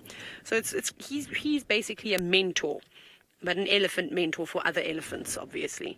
And the younger bulls will follow him around and learn from him, and he'll also be quite dominant over them, so they'll learn to behave too, because young elephant bulls can be a bit of a nightmare. But he's very calm and very relaxed now. Perhaps there were a few insects that were just annoying him, and that's why he was tossing sand in his face. But now, like I said, his eyes are growing heavy. His trunk was resting on the ground. He's now Can we have a look at what he's doing with his trunk? It's quite funny. He was playing with a stick now. And he's got the sand again.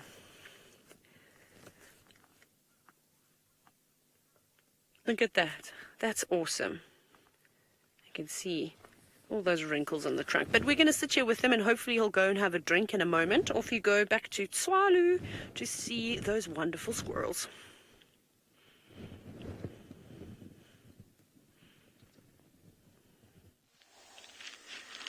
We are having an absolutely exhilarating time sitting here. But it's all to a good purpose. So please just bear with us. These squirrels are giving us some entertaining times. There's another 2 that came in. So there's a total now of 3. And those 2 also came from that other burrow systems direction, where the badger's sleeping. I wonder if he didn't gobble one of them up and he's just fast asleep underground, busy digesting. Or if he made an attempt, but he actually didn't catch anything. But the temperature's dropping a lot now. It's a much cooler temperature than it was earlier. So hopefully there's going to be some action.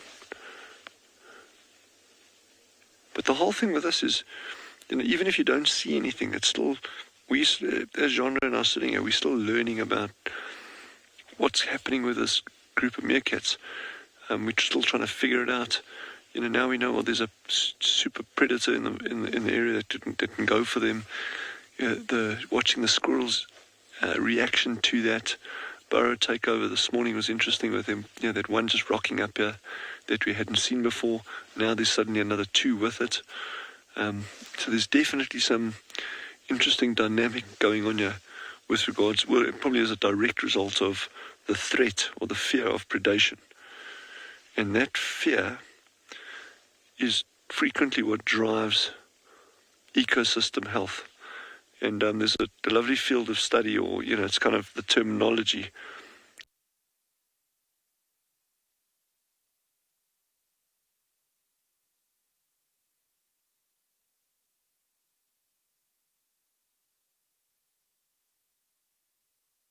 Understand there may be a lion behind that bush, or we may get attacked at any stage by an eagle. And that's often that kind of thing that drives animal behavior out here, or in any system. And what that does is actually causes animal to alter their behavior. So, well, okay, instead of me just waking up in the morning, kicking my heels up and just eating whatever I feel like it, wherever I feel like it, for however long I feel like, we'll keep moving through the landscape, changing our routes, changing what we're eating on. So although that grass may be brilliant over there, there's also a lot of thick bush around there, so we'll actually kind of skirt around it, and that translates onto the ground in terms of giving vegetation time to recover. And many of you may be familiar with the really good example of the wolves in Yellowstone, and how the reintroduction of wolves kind of altered elk and deer behavior, which in turn resulted in the recovery of the wetland systems in, the drainage lines, the river lines. So predators are a very, very important part of the system, and that fear that drives animal behavior as a result of the threat of predators is very, very important. So while we ponder those thoughts, head back over to the elephant.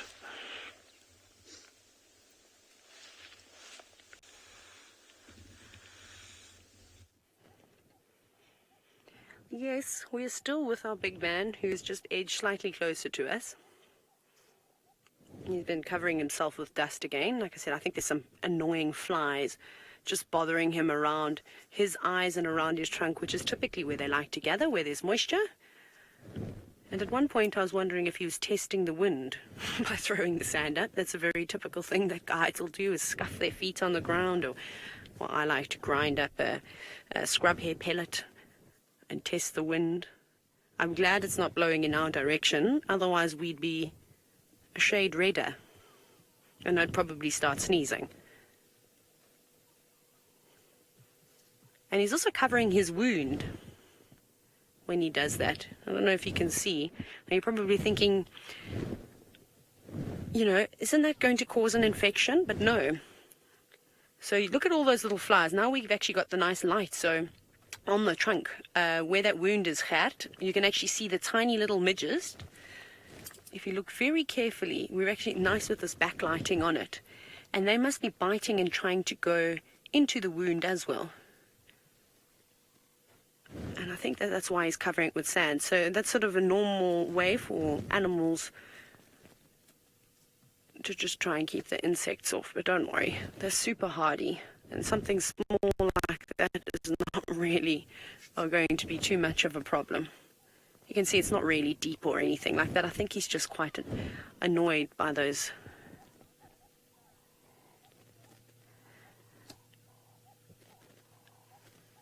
Right, it seems like we're having just a little bit of a technical difficulty. So off you go back to Phinda, where the lions are using a different tactic to keep the bugs at bay.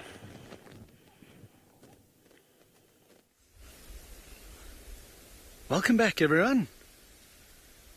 And as you can see, we've found a slightly better spot to view these lions, and we've managed to find the rest of the pride. So it looks like these two that we can see right now might be the youngsters. They are young male lions of around about 1.5 years old. But look how he's lying right on his back with his belly exposed.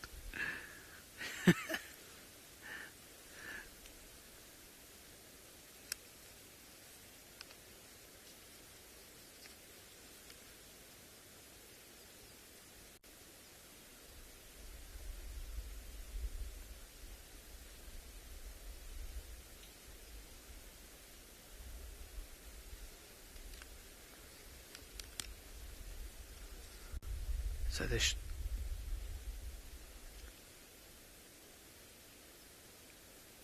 these are really pretty kitties, you're right.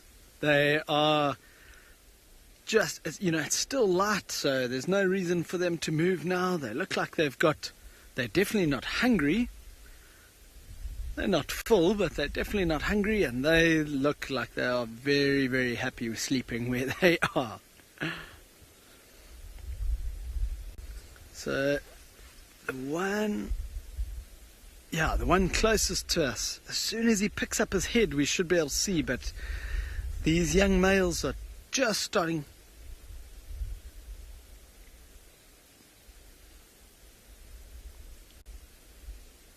Hi, Matthew. You're asking if these are white lions, like Ngala? No, they aren't. The underneath of a lion is very, very white, and that's what you're seeing now. That's the lion's belly, actually. But white lions, I think, if I'm not mistaken, there are only 3 in the wild, and 2 of those are at Ngala. So no, we don't have any white lions here. That is a very, very special thing to be able to see up at Ngala.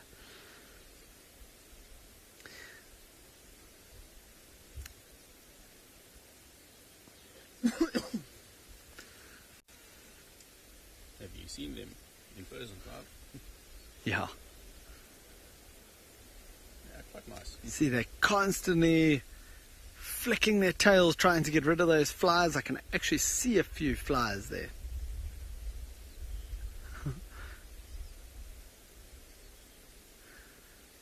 So we're going to just sit here and wait for these lions to start getting moving, hopefully wake up, see what they get up to anyway.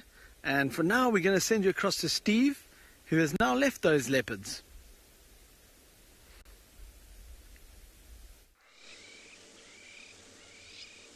Thanks, Clive. Yes, well, unfortunately, the leopards were very close to a sort of very discreet boundary that we weren't allowed to go over. So we've left them for now. And also where we were, the signal was very bad. That last segment we were able to give you was probably about as good as it's going to get. But in the open area here on Simbambili, this elephant bull, and you won't believe it, everybody, I've never seen it before. I've only seen pictures from Mana Pools. This elephant was on his 2 back legs a moment ago, 2 legs in the air, reaching up to break the branches off this marula tree. And we just missed it. but I've never seen a South African elephant doing it. It's a common sight apparently in Mana pools, with the big elephants there feeding on the anna trees, the winter thorn, the Acacia fadherbias. Fadherbia albida is the name now given to the winter thorn. You can see them on their back legs stretching up to try grab those nutrient-rich branches, and I just got very excited now seeing it. BK's like, oh, but I saw an elephant calf jump. So thanks, BK, for ruining my moment. We're all good friends here. I want to see the footage of BK's calf jumping. I didn't know elephants could get off the ground. It's a lot of weight to leave the ground with all the gravity. Can you imagine? And how high can you jump? Work out your weight and think about an elephant weighing an enormous amount, leaving the earth. Earthquake material.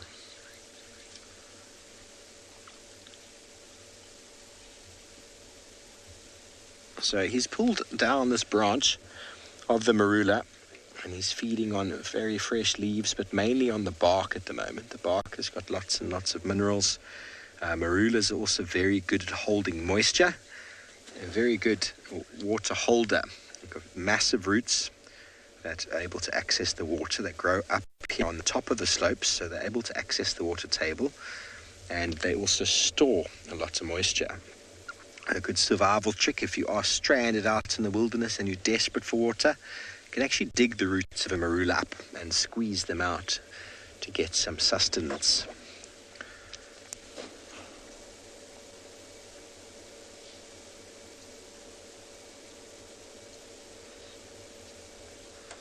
He's enjoying himself.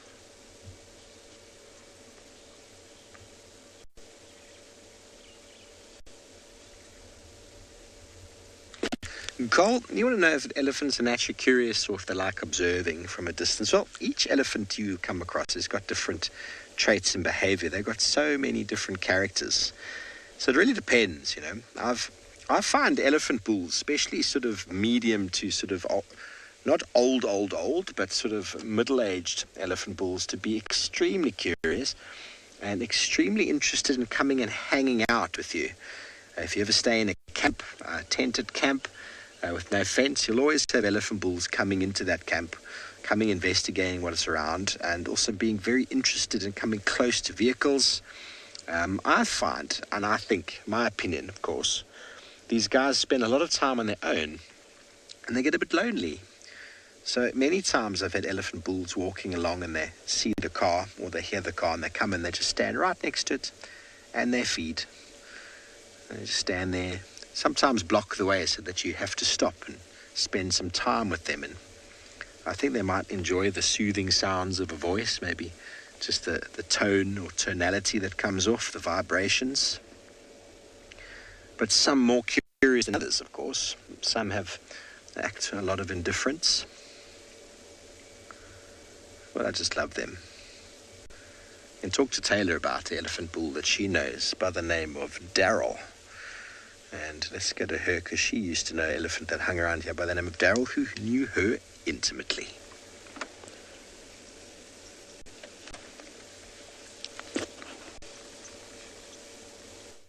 Oh my goodness. This is not Daryl the elephant, by the way. For those of you that don't know who he is, he's quite a famous elephant. We were very fortunate enough a couple of years ago to see him feature on WildEarth at Djuma. He passes on through. However, some of you may have seen him standing on the roof of Sabi Sabi's Earth Lodge. He's easy to identify because he has a bell shape in one of his ears. I think it's his left ear.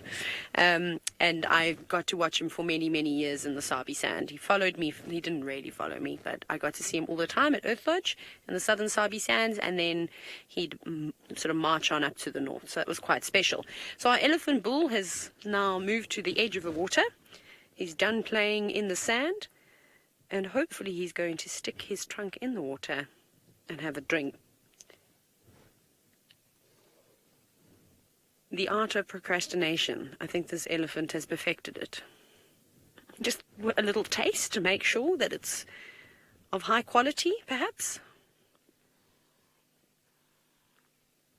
This morning we were talking about how particular elephants are. about the water that they drink.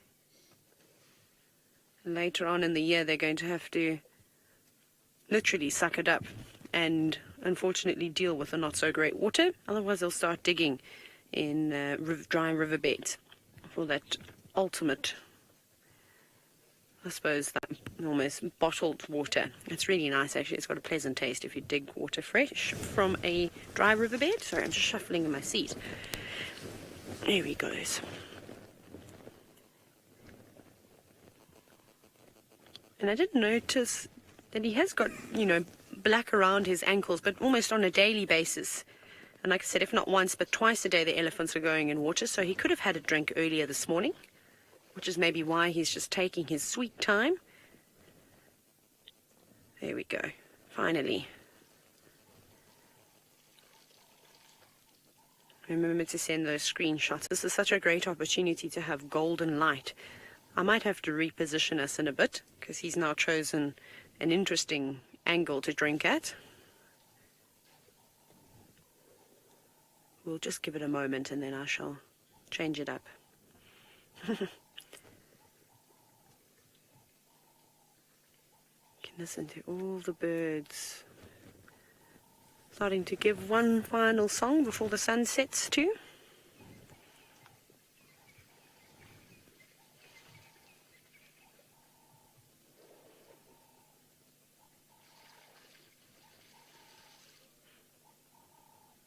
Also, there's just something so soothing about the sound of water. Phil, you've commented that this is quite cute. It is. Especially the way that he's crossed his back leg now. He's really just having the time of his life. Shall we try reposition? What do you think, Gert? I'm thinking that I might go a little bit further forward. He's moved a little bit away from us, and he doesn't mind us at all. We'll see. I'll start the car. No reaction at all. He didn't even move his trunk. But I want to try and backlight him nicely. I just wish he was drinking this side, because the bugs are awesome to see. Where are you going to go, elephant? He's playing games with us now. Okay, I'm going to just go behind him like this. We're not going to be able to do backlighting right now. Don't turn anymore, Mr. Elephant. Oh, I'm rolling for Gert, trying to get him into a position because he keeps turning his body. Okay, we'll have to deal with this for now. And then hopefully it gets a little bit better. You might also be able to hear another vehicle in the distance. The students have started doing their guiding assessments now, which is exciting. So we've got a whole bunch of future field guides. And what a phenomenal sighting to have, to be able to narrate. It's nice when the animals make it easy for you and you get to see them on safari. I remember doing my apprenticeship field guide assessment many, many years ago.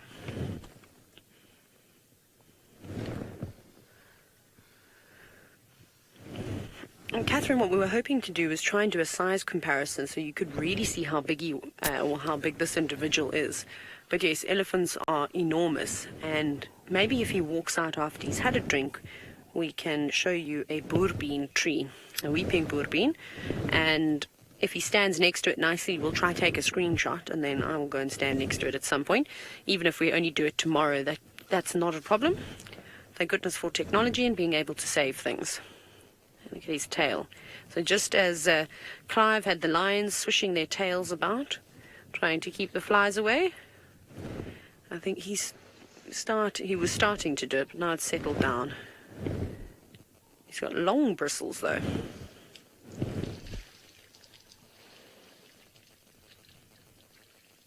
Those sounds are just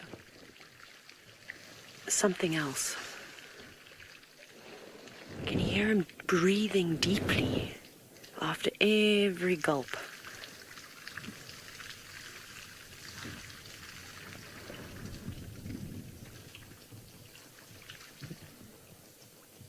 There's just something so prehistoric about the way that they breathe. Well, I think that Jurassic Park has done it for me with elephants. Every time I hear them breathe like that, I hear a triceratops.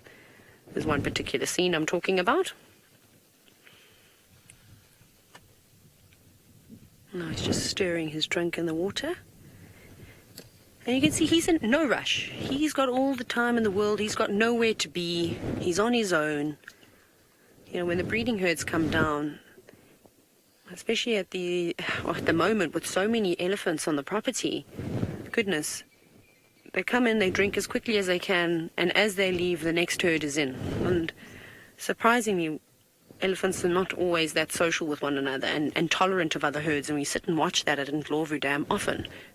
You'll see how flustered one herd gets as they drinking water, and then another herd comes on in and there's lots of rumbling, and then they charge on off in the opposite direction, and then that herd comes in and drinks.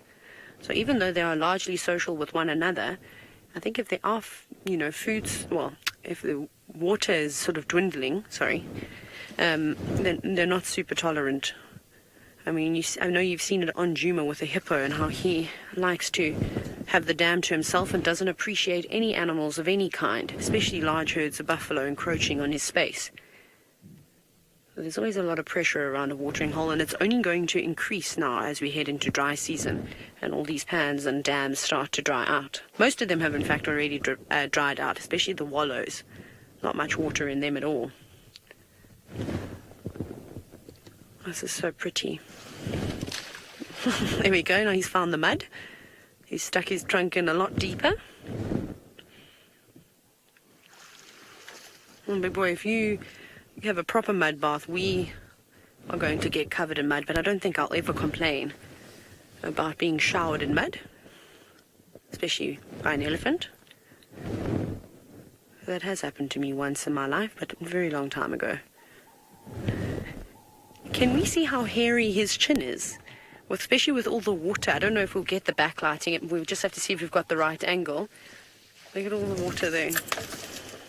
Hey, boy. Are you going to walk past the boerbean? Did you hear what we had to say? Sorry, it was quite a quick glimpse. I'm just watching him. He's still very sleepy. I don't think he's had a proper nap today.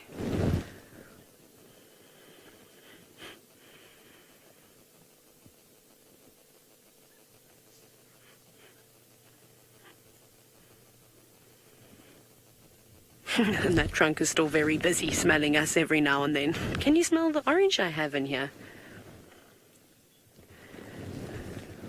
Anushka, oh my goodness, there's so many things that I love about elephants. I don't know where to even start. They are my favorite animal by far. I love the social dynamics between them. I also just love how calming elephants are. Hey, big boy. We had this conversation already. I'm not going to let you come and get too close. Nope. Nope. Nope. Nope. I know you're not going to do anything. I'm going to turn around very quickly and we can watch him from here. Again, he's relaxed. I'm not worried. I just really don't like it when elephants tower over my car to prove a point. Doo-doo. I'm going to give you a great view in 2 seconds from up here. Look how nice this is. Now we've got even better light on him, in fact. For me, there's just no need to get super close. Also, I didn't want to make him feel like he's blocked in, but I know he's had a lot of experience with vehicles, and I could probably sit there and he'd come within reaching distance. But Anushka, I love elephants, but I also like to watch elephants over there, not on top of me. I've just seen things go wrong so quickly. And even though he has been extremely relaxed with us, he hasn't shown us, any aggression at all. There's been no head shaking. There's been no lifting of the tail. He hasn't flared his ears out. He's just, he's been quite curious about all the different smells that are around here. So just going back to what I love most about elephants, just sitting with them, and it's the best therapy in my opinion. If any of you have ever had the luxury of sitting with a herd of elephants, and I know it's great that you get to watch them on screen, and I think sometimes you're able to get that emotion, but just looking at an elephant in its eyes and how they just feed around you or tolerate you like this big bull has been at close proximity. Man, oh man, there's no greater feeling in the world to be humbled by the presence of a giant. And I suppose you'd get a similar feeling if you were in the ocean with whales. I would imagine it would be very much the same. Yeah. And they're always interesting. you know, whenever you see an elephant, they're always doing something. They're always eating, or they're throwing dust on themselves, or they're swimming. Little ones are playing. PJ, you've now inquired that I should share my orange with the elephant. No, I'm selfish. It's actually not even orange. I don't know why I called it an orange. It's a nachi. It's my favorite fruit. I haven't opened it though. It's just sitting down there staring at me. But no, we don't feed the wild animals. And I think that's also very important to remember. Please don't feed wild animals. We don't need them to feel dependent on us as humans. That's when you get all sorts of problems. Also, when an elephant says, give me that orange because I've had an orange from you before, and you don't, whew, good luck. I'm not going to get involved or even enter that argument. But they've got such a sensitive trunk, though, so I'm sure he can smell all sorts of things. Probably can smell the coconut shampoo that I've used, the food that we have in the car, the polish I've used to shine this vehicle. And then, of course, you can probably see all the disturbances on the ground, but the breeding herd that has walked there too. Right. I'm going to send you back across to Pinda, where the lions are still fast asleep.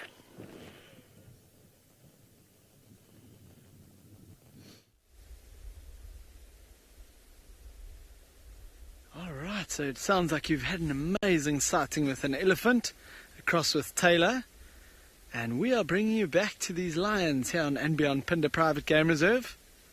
Still feeling quite lazy, but as you can see, they're starting. Look at that, he's right on top of another one. Oh, lions are so funny when they get like this. Oh, listen to the growling even. So there's starting to be a little bit of movement here. Nothing too crazy yet, but every now and then they get up and move a few meters and lie down, as you saw, normally on top of another of the siblings. But it's actually a really nice view of what I was talking about a bit earlier, of that one being a young male. If you look on top of his head, there's almost starting to be a little, like, mohawk of hair. And even around his cheeks as well, there's just starting to be a little bit more hair around there. And these are the very beginning parts of a mane growing. So that's obviously the easiest way, while they're young like this, to tell that it's a male. Look at him looking at us. Absolutely magnificent creatures, aren't they? Another couple of yawns going on. Looks like he's smiling.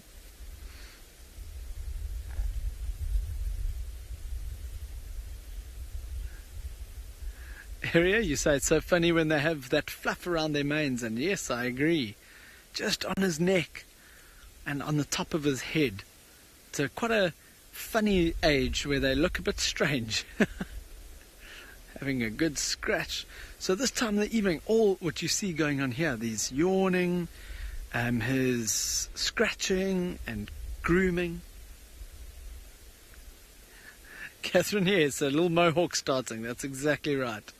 That'll obviously get much, much bigger as these little young males grow older. But for now, it's just a little mohawk and a little bit of extra fluff. And as I said, this is at about they between a year and a half at the moment. And they look like this. By the time they are 2, they'll start having a little bit more hair. But that mane is only going to be fully developed by the time they're about even close to 5 years old. So it's still a long time away for them.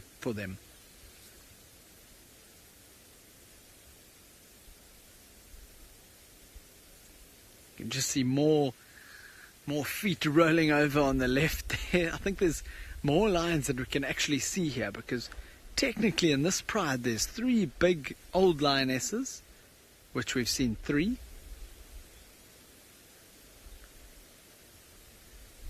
Hello, striped horse.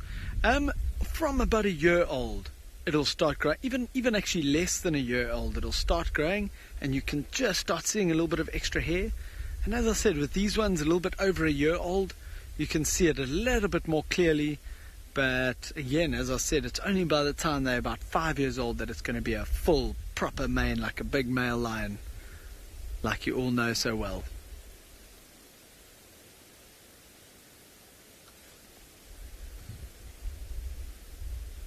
You can see the one at the back is also a young male. Yeah, so as I was saying, there should be 3 adult females, of which we've only seen 2 so far. And then there should be 5 of these young males that are all relatively the same age.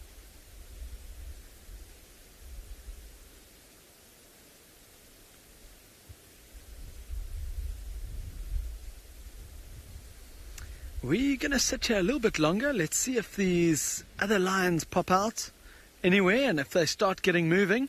The sun is about to go down now. And before it does for us, we're going to send you across to Dylan. Apparently the squirrels are becoming very active now. Perfect time of the day. Enjoy. So it seems we've got at least 2 adult female squirrels here and 1 youngster. There's another adult, but I haven't been able to see if it's a male or a female yet. That one's actually gone underground. But they've still been super nervous the whole time, and they've been ignoring us completely. This is that badger thing. And I was just saying to Jandre that we're like really going into badger time now. The temperature's really cooling down nicely.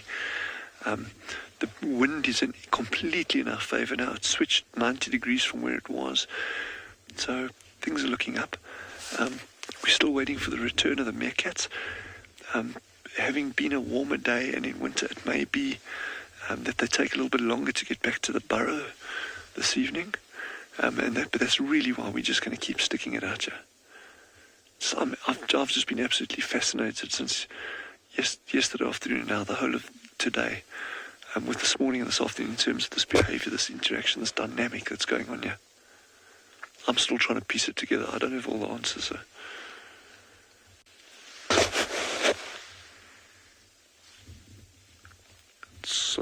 So cool. So they're just behind the bushes there. You see, that's the little one on the left-hand side. I think that Jandre's got in frame.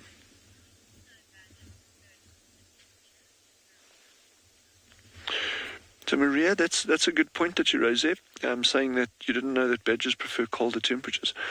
So remember, we're just saying that it's getting cooler now as opposed to the heat of the day. Badgers have actually got a huge temperature range tolerance in terms of the habitats they live in. So you can get them in, certainly in South Africa, you can get them on our east coast, high temperatures, high humidity. The nights get cool, but not freezing cold. But then you get, and lots of rainfall. Then you get areas like this, where it gets super dry, it gets incredibly hot, and the nighttime temperatures go well below zero. The coldest we've had on Swallow is about minus 9 degrees centigrade.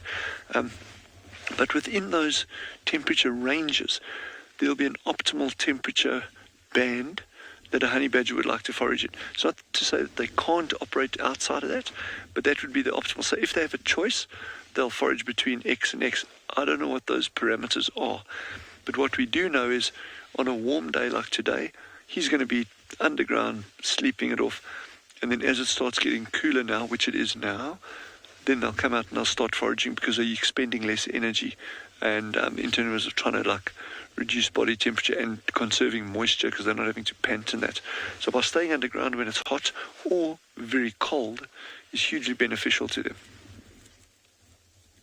Yeah, temperatures are interesting, and the same goes for, we chatted about earlier with nocturnal or diurnal animals. Diurnal or nocturnal animals can actually operate in the opposite spectrum as well, just depending on what's driving them at the time. But we can chat about this going forward as well. But I think in the meantime, head over to Taylor and some giraffe.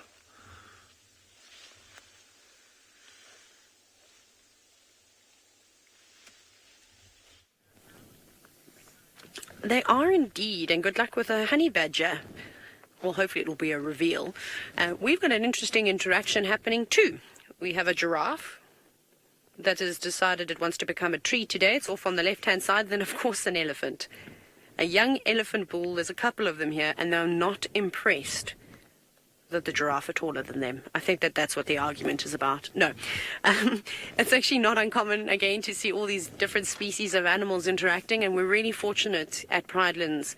The students here at Eco Training really get to spend a lot of time on this reserve watching the different interactions between the various animals, and that's the most important thing. I think what I'm going to do is I'm going to go up a little bit further forward, just because I'd like to see this giraffe a bit better, but we have a couple of trees hindering our view, so let's relocate. We'll reposition. And the light has gone beautiful too.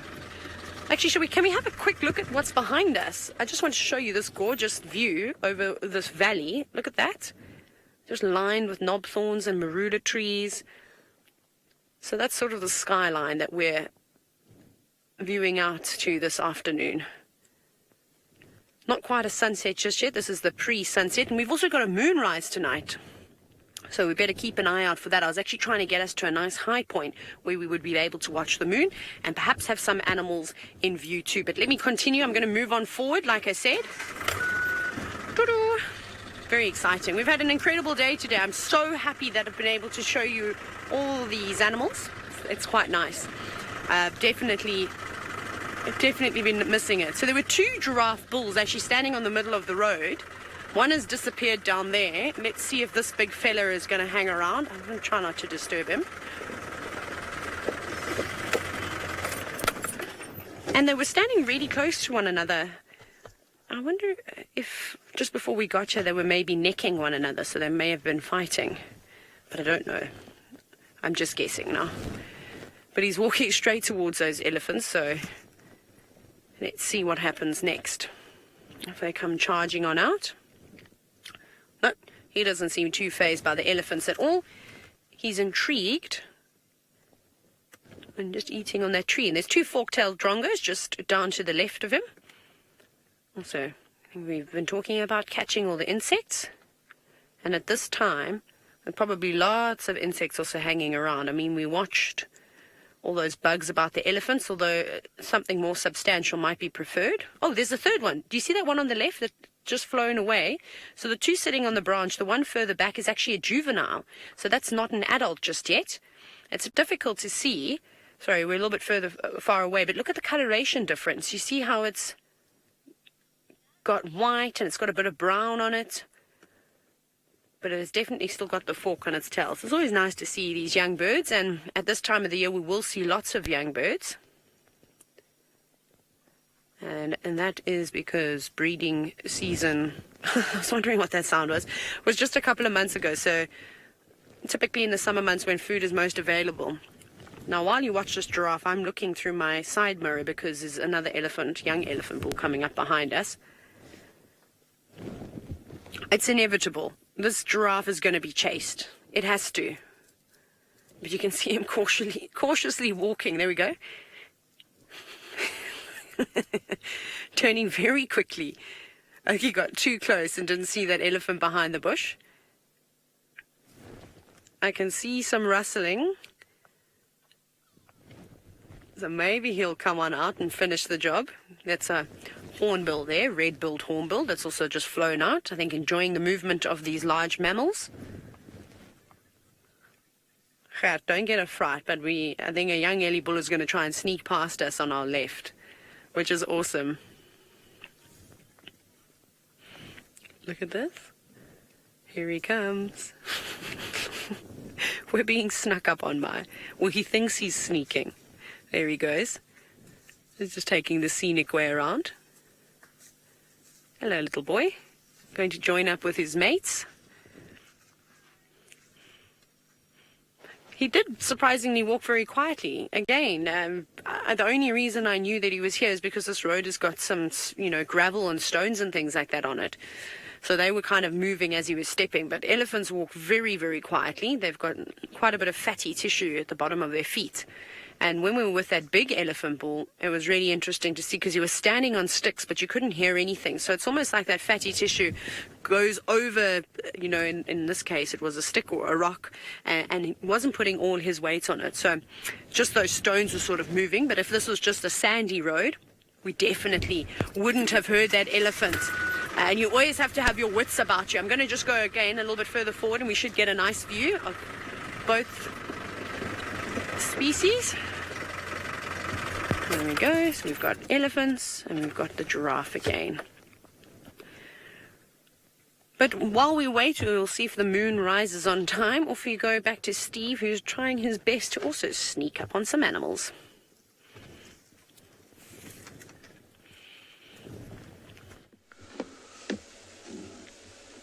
We couldn't drive past this lighting. This light is just gorgeous, Taylor. I know you're waiting for the moon. Well, we're on the other side of the hill with the setting sun. And it's herd of impala in the golden light and the long grass. It's just gorgeous. I'm just going to leave you all with just a little moment to breathe it all in.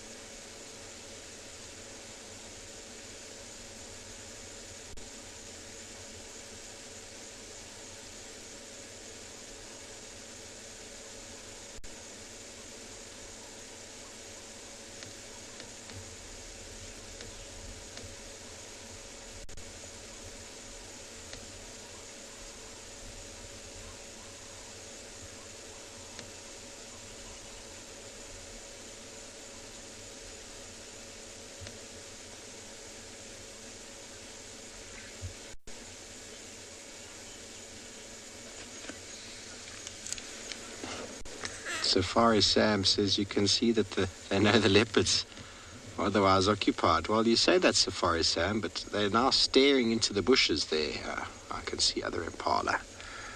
They're looking at something, but it's an impala moving. Impala are eaten by everything, Safari Sam, by everything.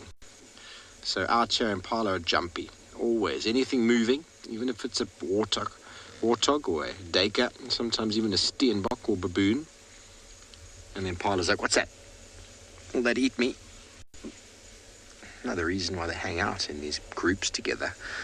It looks like they're being friendly, doesn't it? It looks like they're all hanging out to sort of socialize. But actually, all they're doing is trying to be in the middle. Because whoever's on the edge is going to get eaten. So it's actually quite a selfish behavior. Herd dynamics.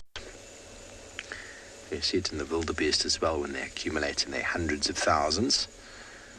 They get so distracted with just being in a big herd that no one even looks out. They just think, oh, well, someone will be watching. And you see the lions in the Mara and Tanzania just running in and just smashing wildebeest because no one's looking. You know, one of those things of someone's doing it or someone's paying attention. Yeah. Those two ladies there on the side. Another benefit you have of being in a herd like this is you can see how many have their heads down. It means there's more time to feed. If your head is up the whole time, what are you doing? You're not feeding. So what do? You lose condition. What happens with our male impala in the rutting season? They're up, their heads are up, they're looking at males, they're looking at females, they're looking for predators, and they completely forget that they're actually hungry. That can only last so long. They lose condition pretty quickly and either get displaced by another male or they get eaten. And that sounds quite shocking, everybody, but that is the circle and cycle of life out here.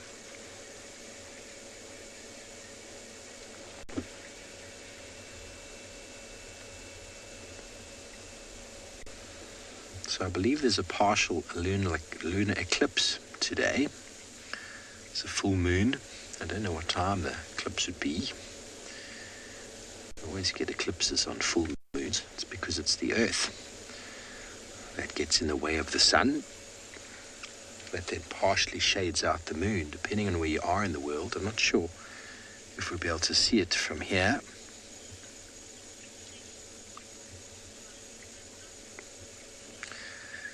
Oh, just me.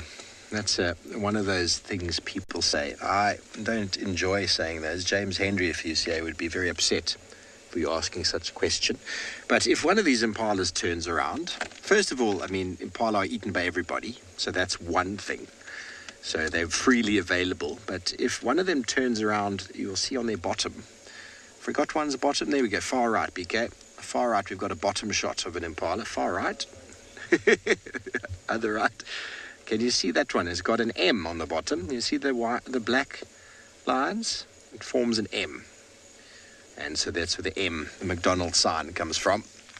I've never ever used that fact before in my life, but it is one of those facts that does the rounds through the guarding industry. And many guests have a little chortle on the back there. But as I said, James Henry would be wringing his head in his hands right now if he heard that.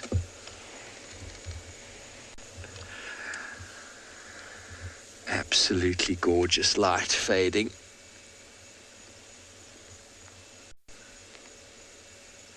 Just going to turn the nose of the vehicle slightly to the left. If you'd like to bear with us for one more moment.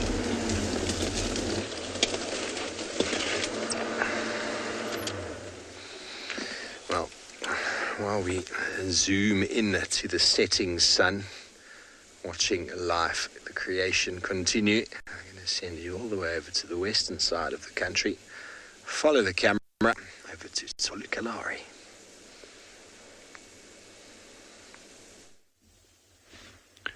So we are still on watch. The squirrels seem to have gone to bed. There's still a good hour left, I reckon, before these meerkats come back. Worst case scenario is that they could have given us a slip during the time of the day when we weren't here. But we'll only know that if sundown comes, if the sun has set and there's still no sign of them, then we'll know that we'll have to go back to the drawing board and try and find out where they've gone to. But for the moment, I am still super optimistic, super excited. We know we've got a fast asleep honey badger somewhere close to us here down a burrow. So we just need to bite the bullet and see what happens. And I'm really hoping that Mossadi and her group actually come back here. Of course, like I say, if they've moved, it would have been as a direct result of the threat from this honey badger.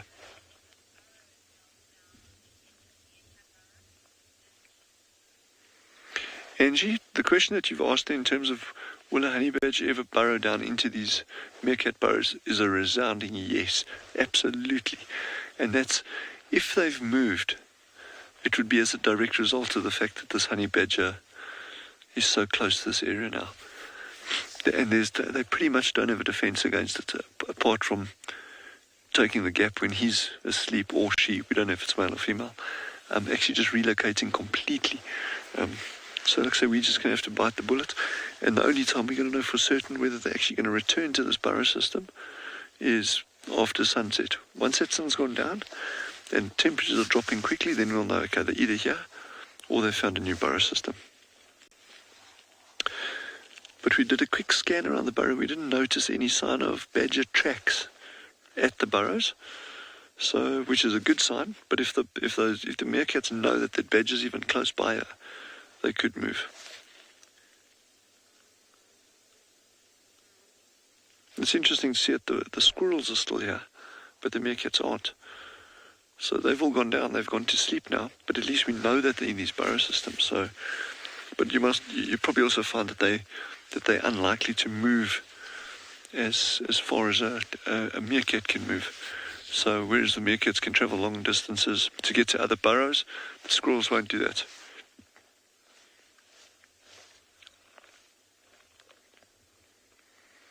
So I think our colleagues in the Lowvelds are getting some really good moon shots. So I think head over there and we're going to stick it out here for you.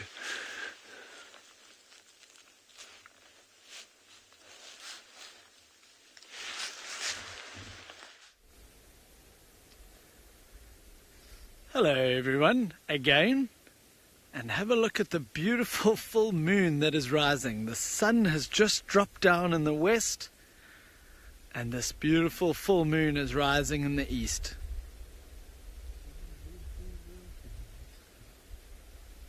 This is really, really so incredible. And it's nice. Let's just actually take a minute in the silence to just listen to the bush around us and watch the moon rising.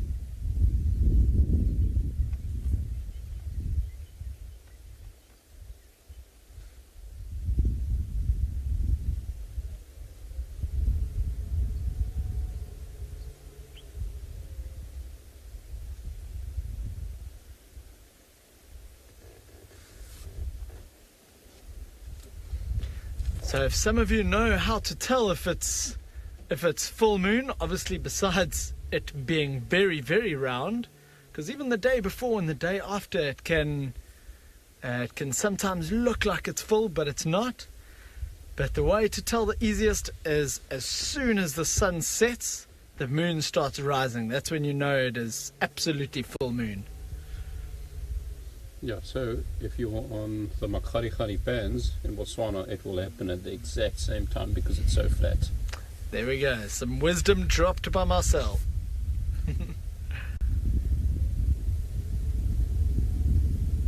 I'd love to experience it in the wet season on the bands in Bolivia.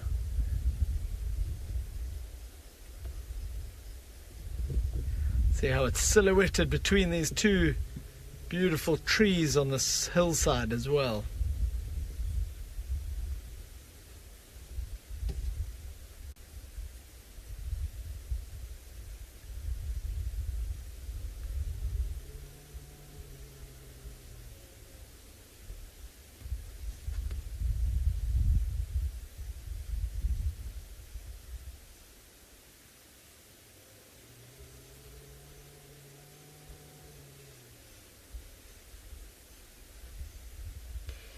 Stations West, I'm going to be leaving by the front, stationary and attended.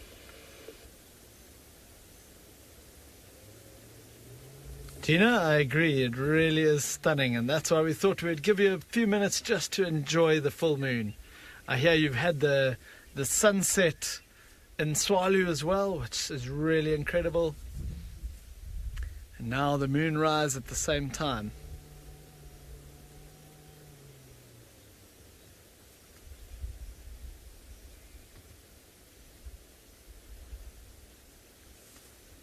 If we flip you around 180 degrees here, I would actually like to show you. You feel like cheese now, Vicky. That's very funny. If we spin you around 180 degrees here, we can show you the sunset as well. And I've just noticed that the clouds are looking really spectacular tonight. I'm just going to ask Marcel to spin us all the way around if he can. Sorry, Marcel. Look at those colors in the clouds. Like a beautiful orange sea, really.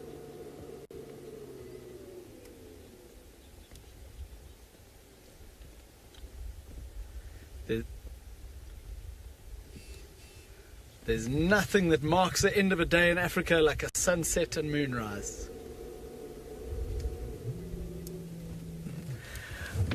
For now, though, we're going to send you over to Tristan, who's having a wonderful elephant sighting for you. So, enjoy.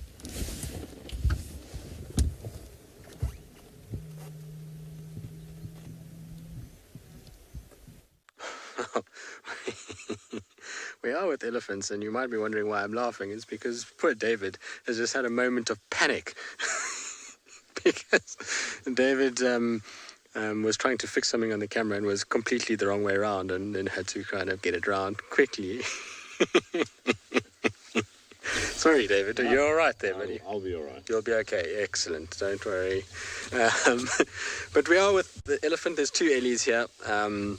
There is one very sassy, very naughty, very vocal, boisterous youngster that is behind this guy in the drainage. Unfortunately, we didn't have signal with him as he was trumpeting and carrying on with us.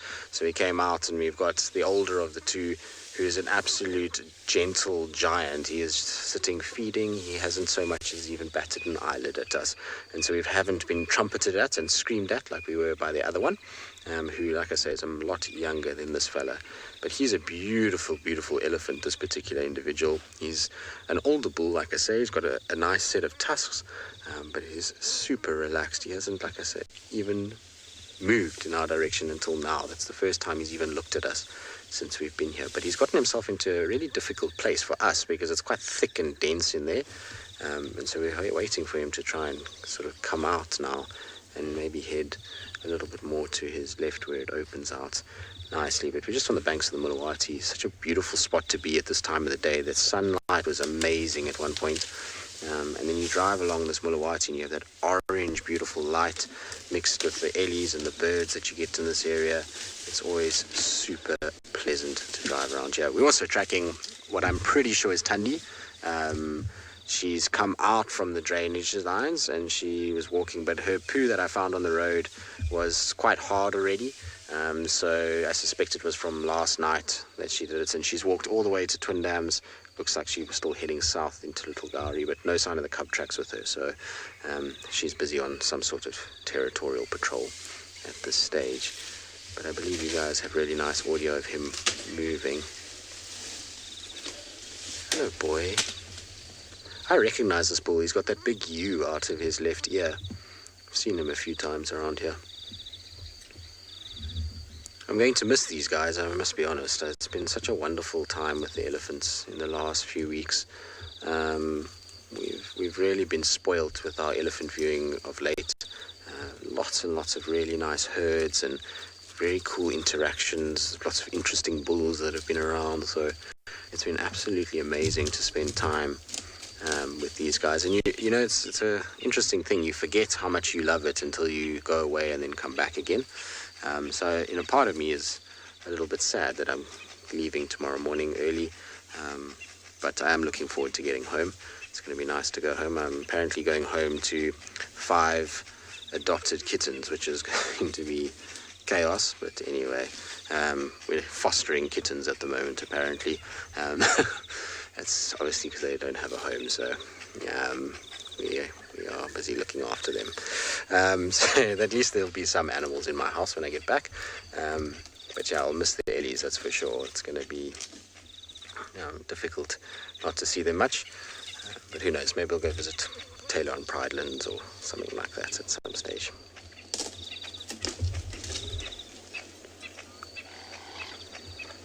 Courtney, so am I. We're actually going to head up to Tingana territory, which is opposite of where we are right now. But as it starts to get a little bit darker, I'm probably just going to take Twin Dam straight up and then go and check around that sort of Buffelshoek boundary, Gowrie Cutline area. It's where he was last seen, which was, I don't even know how many days ago, the day when we had Kuchava and the cub with the kill on Chitwa.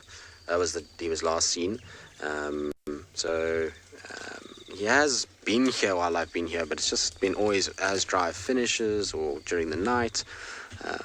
But this interaction, this vocalization from Mulawati the other night, and the fact that Tingana wasn't found after that in this area, I think sends a very, very clear message that Mulawati is starting to take control of what's going on Djuma itself. It seems to me that, you know, you can see with Hukumuri how he's responded to the vocalizing of mating leopards and how that interaction is played out. And the fact that we haven't seen a similar response from Tingana, who theoretically was the dominant male over this core area, it fascinates me. So I think, unfortunately, our Duke has been pushed by Mulawati and has now ended up either being in Buffelshoek or has become nomadic, a little bit like what Mvula did. Mvula started to go northwards into Buffelshoek and started to roam a lot more. And so while we'll still probably get some sightings of him every now and then, it's going to become less and less frequent compared to what we used to have, which is incredibly sad. I might be wrong, but in my experience, generally when leopards soar and vocalize and there's mating audio, if there's a different male in the area, they normally respond to it very quickly. They don't like males mating in their territories, and so it doesn't bode well for Tingana sticking around on Djuma, that's for sure. It seems to rather lend itself to him of being ousted, I'm afraid, by Mulawati. And just the length and breadth of how far Mulawati is moving at the moment tends to suggest that's what's keeping Tingana coming down from the north at the moment. And so I'm not sure how many sightings we'll get, but what will be interesting is obviously the water situation. It's going to start drying up a lot more, which means that a lot of the leopards are going to need to move towards water points, but the big dams are going to have water throughout winter. And so it's going to be really interesting to see if Mulawati is going to take all of the water holes on Djuma. So he's going to access Treehouse and Gowrie and Buffelshoek Dam, as well as twin dams, or if he's going to just use the central ones and leave Buffelshoek Dam for Tingana to be able to go to. If Tingana does push to the north, he's got so many water holes up there as well that are full. So it's not like he won't be without water, but it's going to be interesting to see how everyone kind of settles down as the winter really takes effect. And lots of things to look forward to. I think Tlallamba's very close to coming into an estrus cycle as well. Her vocalizing last night, I wouldn't be surprised if she starts mating within the next couple of weeks or months. So, she's going to be around. It'll be interesting to see where she dens. I think Shadulu is not going to, even if she does fall pregnant from this mating session with Mulawati and Hukumuri, I think she'll still den on the western side. I don't think she's going to den on Djuma. But if she does have cubs, she might bring them a lot more than she did with Kara to Djuma, if it is with Mulawati. So it can be a really interesting next few months as we go forward. I'm just going to probably catch up with our bull one more time, spend a little bit of time with him before we head up north. In the meantime, though, let's send you to Steve.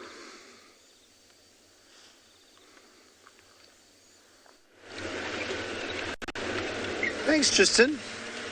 Yeah, will be very interesting dynamics when Tlalamba well and truly establishes herself. We had that little, I don't know if any of you were with us last night, we had her, and she did a little soaring action. Wasn't very convincing. It's very cute, actually. She did it and then kind of like looked around to see if anybody was watching. It's very funny. But she's a beautiful young lady, that Tlalamba. Can't believe she's all grown up now. Okay, well, we were hoping to come across the hill and have a look for the moonrise, but it is very overcast. There is a cold front pulling in, lots of cloud cover, and unfortunately cloud cover makes a big impact on the moon.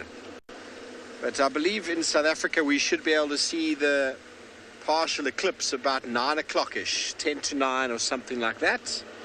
Not sure anywhere else in the world what the time might be, but always worth having a look.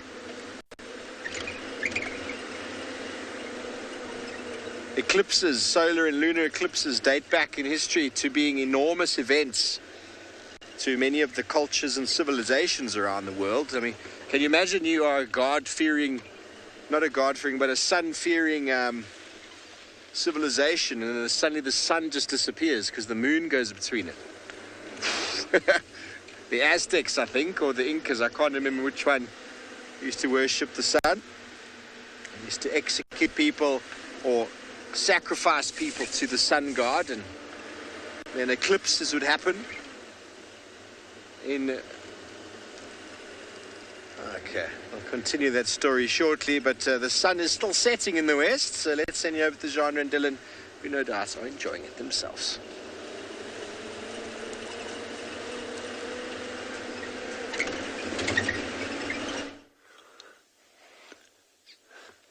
It's not a bad sunset, eh? I've seen worse. We're still sticking it out here. But while we're sticking it out, we found someone really cool came to visit us. We've had all these little stink bugs flying around. They've kind of moved off now. But here's this little insect that we got walking along here. It's called a weevil. I have no idea which species, but there are thousands of different kinds of weevils. And a lot of them, as you may know, are of agricultural significance or regarded as pests. Because the youngsters, the larvae, will go for food. But what is really interesting about them, and I don't know if this one's actually if it's gonna work, but sometimes if they get disturbed, they actually pretend that they're dead. So let's say I was a bird coming along, and then they do that, and I'm completely out of luck today. Sometimes they actually lie down on their side with their legs out and they actually sham death. So it's a really cool strategy, you know, for something that grabs it, falls to the ground, and then thinks, oh, this thing's dead, and off they go again. But yeah, so it just shows even out here, you know, quite barren at the moment in terms of vegetation and that, but you still get these little guys cruising around and that. So, and also that camouflage is beautiful. You know, if you look at if a little bit further out, if you go a little bit wider, and you see all these little bits of dried grass and leaves and that kind of stuff. This little weevil is superbly well camouflaged amongst it.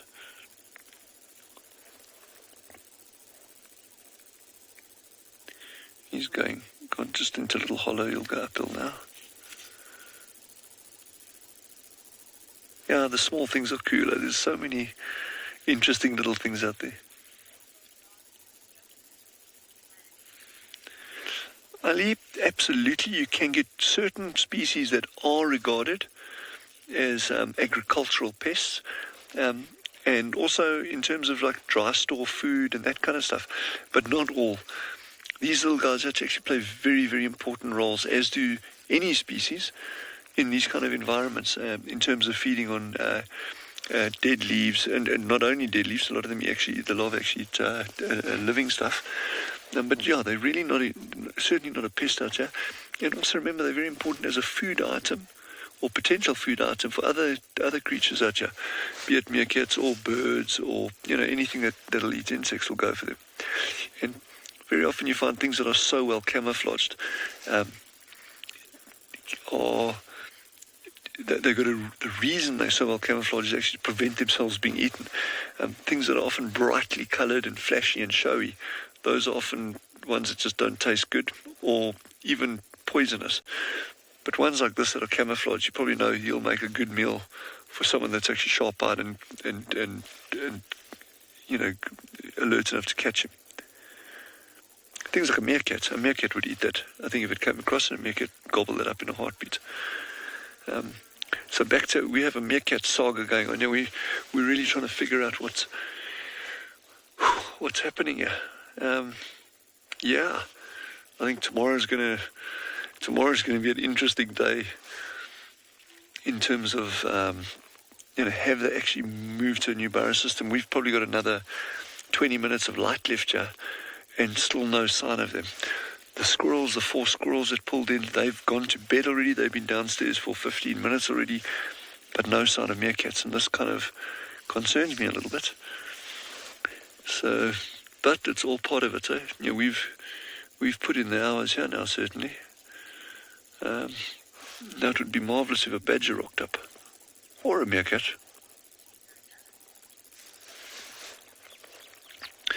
Yeah, the dynamics are interesting, but like I say, we've still got quite a bit of ground to cover before we can figure it out properly.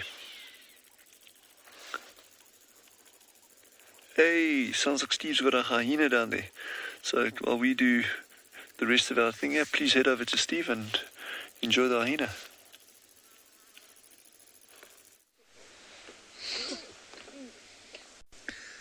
Well, you're with us, everybody, and thank goodness this is only a visual show with audio. You can't smell what I think I've driven in, or BK is choking up on the back here. Something feral is somewhere around us. Oof. I don't know if we've actually driven in it or if it's just deposited on the ground nearby. But I'm breathing through my mouth right now because it's the only way to prevent the gag reflex. Something hideously revolting has been deposited somewhere around, and it is from a hyena. Jamie Patterson, who used to work with us here, her and I had a great idea to come up with a scratch and sniff book. A book you can open and you can, you know, those little patches, you just scratch it and you go, ooh. And I don't know how well it would sell. I mean, the smell we're smelling right now would kill an elephant. But the concept's great because we talk about them all the time. We could have like a WildEarth scratch and sniff book, and we could open it, and when we start talking about the smell of elephant, like we did this morning, there was an elephant smell, you could go and scratch that piece and go, ooh, this is what Steve's describing, or the smell of hyena dung. And we would just avoid you opening that one altogether. But the smell of leopard urine, and that sounds quite strange, but you know, we are very keyed into our senses, and eyesight and hearing so important, but the smell is incredible. But Taylor's got an elephant to herself who's approaching the hyena den. I wonder if it's going to smell something horrendous.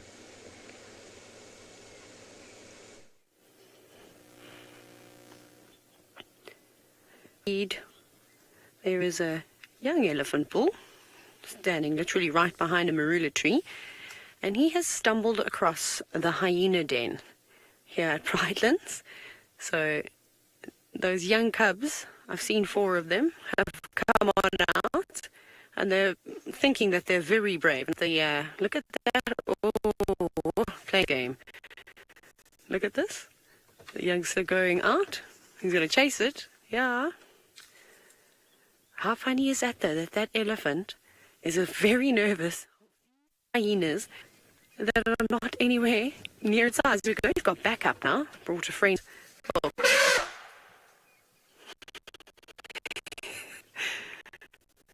Not so brave now, are we, little? Yes, retreat to your hole. No, those are the other 2 that are not quite as bold. I'll say that, and they're creeping out closer and closer. But they're safe, so don't worry. If the elephant were to decide to charge them properly, they would dive down into the hole and the elephant would not be able to find them. But like I said now, you're not so quick on your feet. But hyenas are naturally curious creatures, and apparently this one is the boldest of them all. And this is why yesterday the adults were so determined, because these cubs would not have, and the lions definitely would have killed these cubs at any moment. So good work from the adult hyenas last night, but I'm glad to see that all 4 cubs at this den are still here. That makes my heart very happy. And the elephant has moved off now. It's quite nice. It is getting a little bit dark, so I don't know if we're going to be able to have the sighting for too long. I just wanted to come and see that everything and everyone was okay. We don't have infrared just yet, so you will see a bit of noise on your screens, but I suppose that you will not be too upset by that. I think we can deal. Very cool. Well, I'm glad that we're seeing that these hyenas are in good nick. I'm going to leave them now because there's no adults here. But off to Tristan, who's also got an elephant, and I don't know what he's doing, but he's playing with a stick.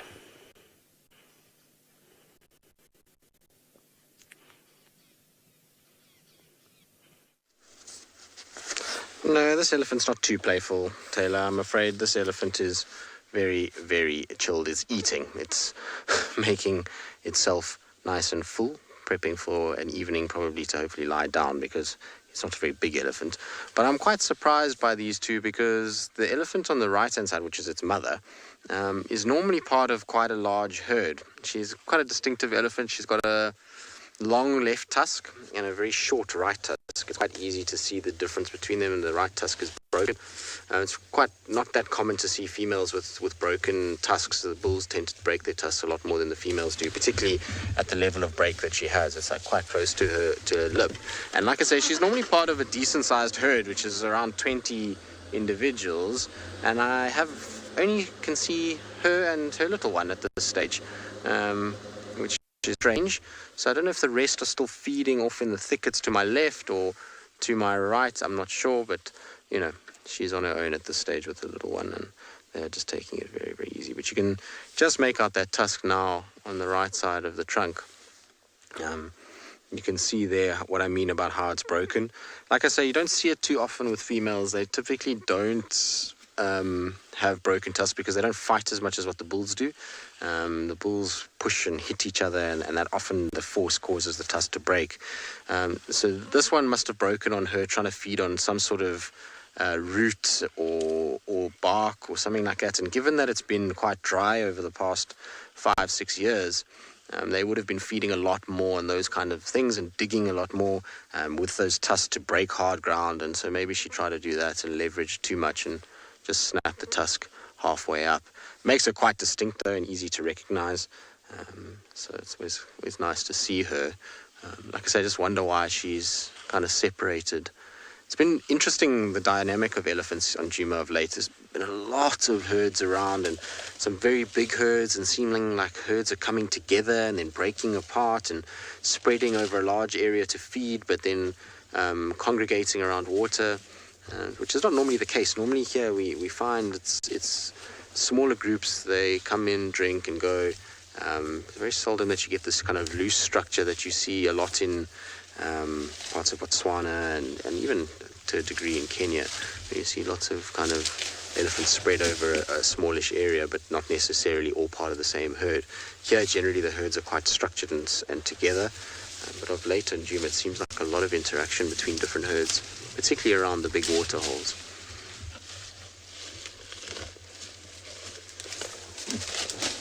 Audio is amazing.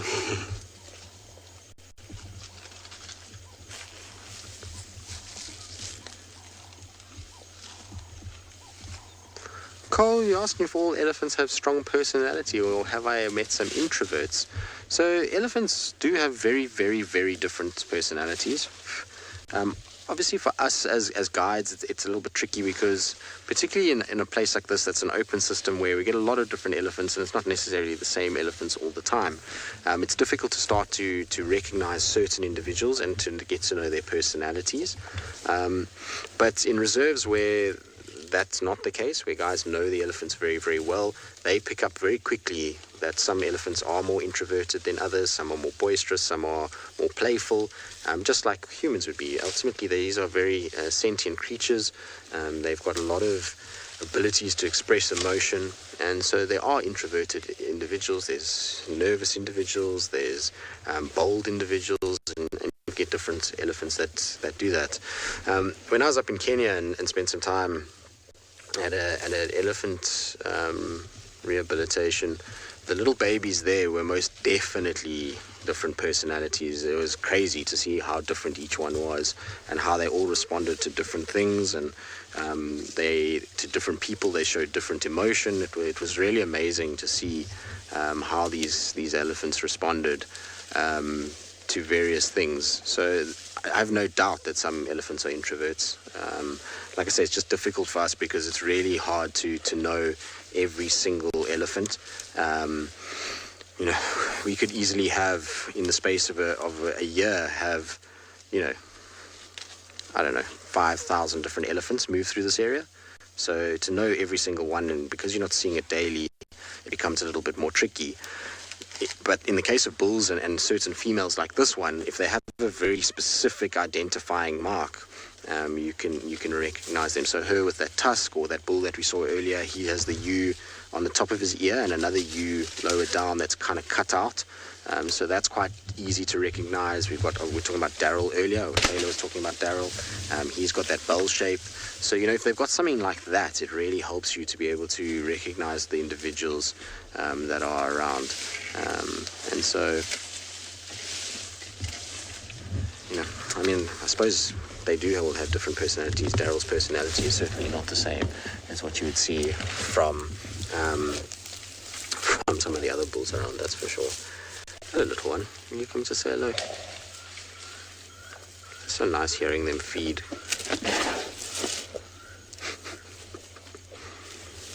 Being full of beans, as per normal. Look how it's using its foot. So you see what we were talking about earlier with breaking of tusks. Sometimes they'll use their tusk, actually bend down and help to break things. In this case, it was just the foot, but often it will be the tusk that they'll go down, and then they lift the root system up with that tusk, and it breaks, and so that's why the tusk can get damaged. But feet also work quite well.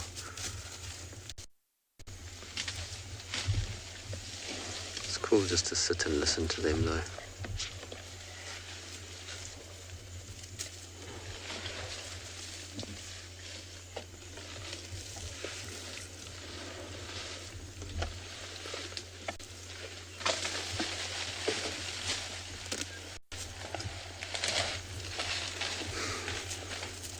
memo tells me that you guys can even hear this little one opening and shutting its mouth and the noise it makes. They are noisy feeders. They don't close their mouth when they eat. Something my parents would have lambasted me for I'd done as a kid. It's not the worst thing, obviously.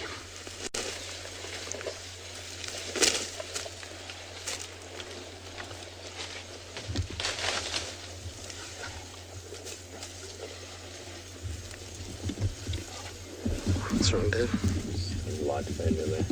We had a light failure. Oh, wonderful. But David's trying to fix this at the moment.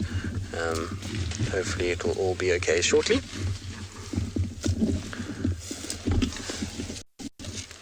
Do apologize. There we go. All sorted. Sorry. Alright, well, our Ellie's moving off anyway. He's decided he's not interested now. He gave us a chance and our light didn't work, so he's off. And so while we carry on to see if we can get a last-minute Tingana, let's send you back across to Safari.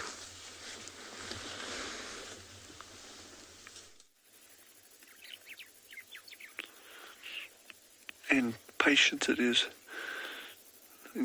Jean said, I can tell you now, sand starts getting quite hard after 3 hours, and quite cold. It's amazing how fast the temperatures drop now, and very frustratingly, absolutely no sign of the meerkats. So what we've got here, the sum total, we've got 4 squirrels in bed, we've got 1 weevil that walked past, and a honey badger that's also in bed. But we're not going to give up yet. It's pointless like moving now, because if that honey badger starts moving, there's a chance it's going to come up to these burrows.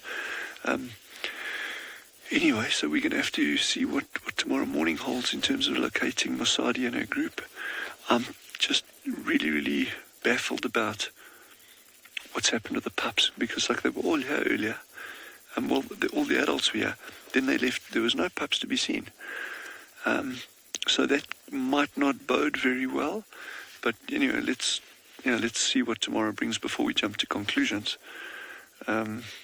Yeah, that's the way our afternoon's gone, eh? Beautiful sunset. Yeah, that skyline is just amazing every single day. And of course, all our colleagues down at the Lowveld, they've been watching that beautiful moon. For us, it's still way over the back of the hill, so although it should be up on the horizon now, we haven't seen it yet.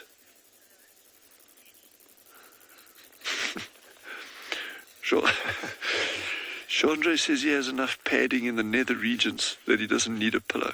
Apparently, that's what he said. Thanks, Jenny.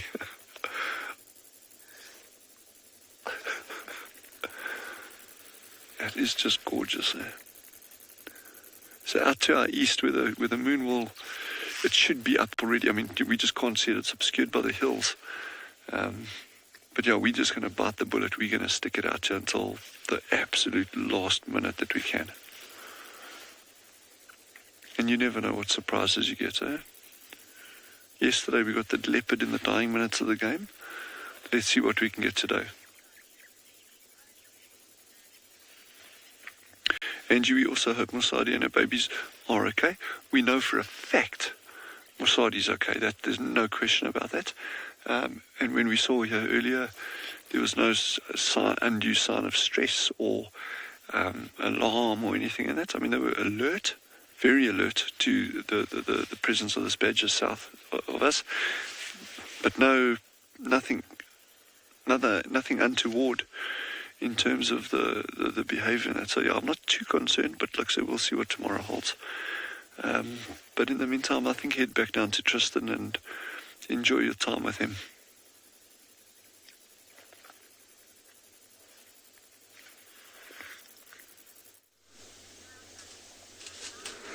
Well, I mean, I don't know if you want to enjoy time with me only. I think Dylan's doing a wonderful job, and a lot of you are thoroughly enjoying time with Dylan too. But we were going to leave these two Ellies, but it's just so nice to sit with them and the audio and the way that they are feeding. And, sometimes, as much as it would be nice to chase the next thing and to see Tingana, it's sometimes a good thing to come back for and to appreciate what you've got.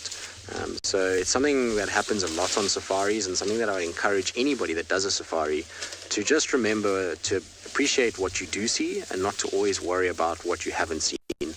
I know it's difficult when you've traveled a long way and your chances of coming back are slim, but I promise you, if you have applied that, then generally you're going to be rewarded with some good stuff. As I've said throughout the time that I've been back, is that patience will get you a long way, and the amount of time sitting like this with an elephant feeding and just enjoying being close to it has led to something else is astounding. Often you sit with animals and all of a sudden you'll hear an alarm call, or something will just cross the path in front of you, or something like that. And so the stopping of yourself to go rushing around is actually sometimes the best thing that you can do in nature. Start to get into its rhythm, and generally then you start to kind of reap the rewards. And like I say, I was saying it just now, I'm going to miss the elephant, so why not actually just enjoy it? It's the most perfect sunset tonight. We had this beautiful light, and there's still a little hint of color on the western horizon. Got two elephants right next to us, and the sound is just absolutely amazing. So why not just sit and take it all in? Because I'm certainly will be missing it when I get back home anyway. So that's why we're still here. And like I say, our Ellies are not disappointing. I'll keep quiet for a little bit just so you can hear her feeding. Are you coming to say hello behind us? David, do you see you've made a friend behind you there, buddy? It was the slow sneak. Decided to come from the front, and that wasn't exactly where he wanted to be, so came from behind instead.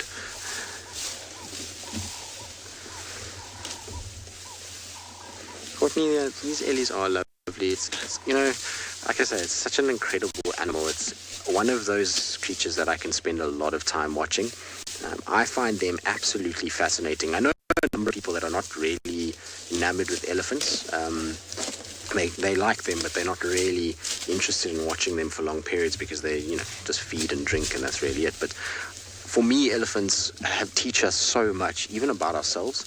If you watch what they get up to, you watch their interactions that they have within the herds, to each other, to siblings, to rivals, to other herds, to bulls.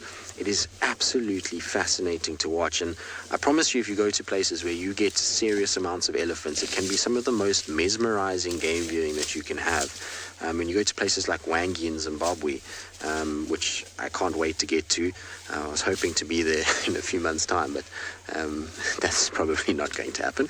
So next year we'll hopefully be in Marnapools and Wangi, which will be good. But you go to a place like that in the dry season and you see the number of elephants coming down, or the Chobe River in Botswana. It is just the most astounding thing to watch these herds and the interactions and the noises that they make when you hear these rumblings and the trumpeting and the these groans, and then you see greetings and you see the pushing and shoving, and then there's water splashing, there's dust, there's just so much atmosphere. And then obviously you have all the things that go on around elephants. So you'll have other antelope coming in, you have lions that are around, you have all kinds of things that happen. So I find elephants just the most fascinating creatures to watch. Right, well, we're probably going to move on now that they've gone behind us and into a bit of a bushy area. While we do that, though, I'm going to send you across to Taylor McCurdy with a mysterious moon.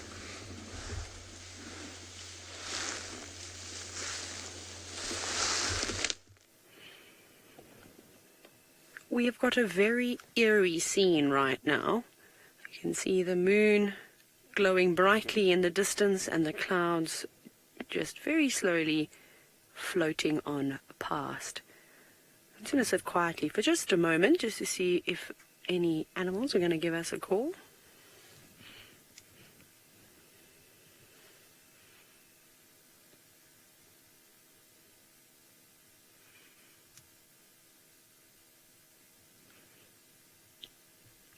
This looks like it should be the opening scene to a horror movie, hey? Cue wolf call. Or howl, sorry, I suppose that's what wolves do, hey? Isn't this incredible? So we've been trying to show you the moon, But unfortunately, the clouds were not partaking in the same idea that we had. Tom, yes, wow, I think is a great word to describe what we're looking at right now. So the clouds were quite dense lower down on the horizon, but thankfully they started to break up a bit. And it is quite incredible to see with some movement like this. I think this could be the most gorgeous. Why did I add a T or a D to the end there? I have absolutely no idea. I'm just that excited of the spectacle that we're looking at. Goodness gracious, I think it's time that I go to bed. Soon. But this is amazing. All we need now is an owl perched up on the dead tree that you can see that's framing the moon. And that would be amazing. And one of the reasons why I wanted to keep quiet is there were a pair of African Scops owls doing a duet a little bit earlier. And that would have been fantastic to see.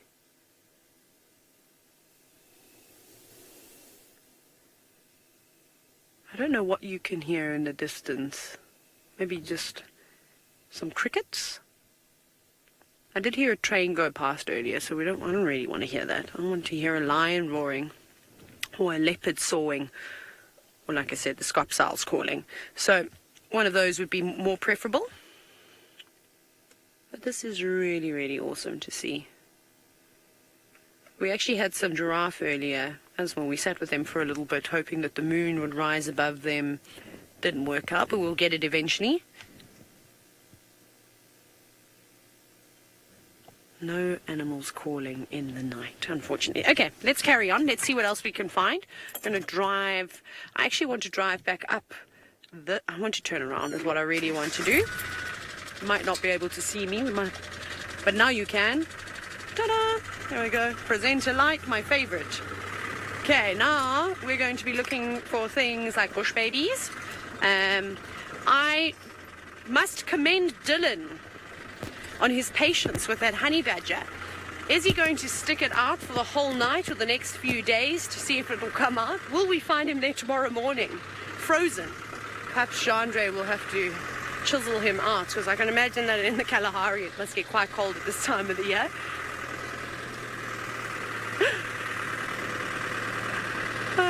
Wonderful. Anyways, it seems as though the trend is now to find the nocturnal critters. The race is on. Hopefully Steve will get you something, or hopefully I'll find something before him.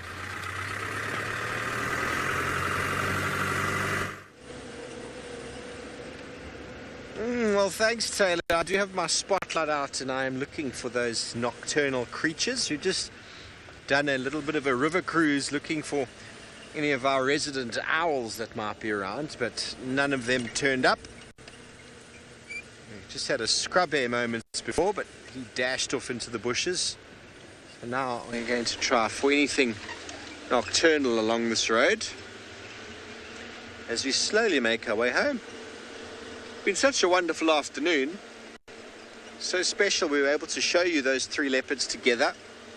We weren't able to really show you too much of the behavior of how Hukumuri was behaving with Mulwati. That's unfortunate, but it is what it is for now.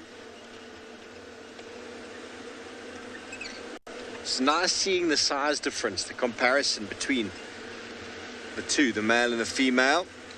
But something we've been talking about for months is how we need to get Mulwati in a mating situation or find him on a kill and habituate him. The process of relaxation to the vehicle started this morning. So he's okay after dark with one vehicle. Two vehicles he runs away. In the daytime, he ran away. We've tried very hard. And so now we've spent a bit of time with him today and Tristan this morning. And the guys from Simbambili was there as well. So they were going to stay longer because they could follow him over to Elephant Plains, or them, and keep him even more chilled. Piranha, the leopards did leave us in anticipation. Hopefully they come back again, but after Tristan's discussion this morning with me, he told me that definitely she was moving away from Mulwati and was obviously looking for her preferred boyfriend, Hukumuri. But that's why it made us such a difficult day of tracking the day before, because they kept moving. Tristan found them this morning, and we found them pretty much in the same area this afternoon, which is what you'd expect from a normal sort of mating relationship. Although Hukumuri is still there and you're looking very tired, constantly salivating, constantly scent marking, huge amounts of energy expended. Tom, Chiduli won't necessarily force Kara away. When she has a cub, when she does fall pregnant and she does den again, she'll behave the same way that Thandi has with Tlalamba. She just becomes a bit more distant and shows signs of aggression, although not. I mean, leopards' signs of aggression are very subtle, but mean a lot. They don't have to physically beat each other up for them to know that they're displeased. And Kara will no doubt be as inquisitive as Tlalamba's been, and want to go and catch up with her new sibling and just form some relationship. And Mum will always be, no, you will not.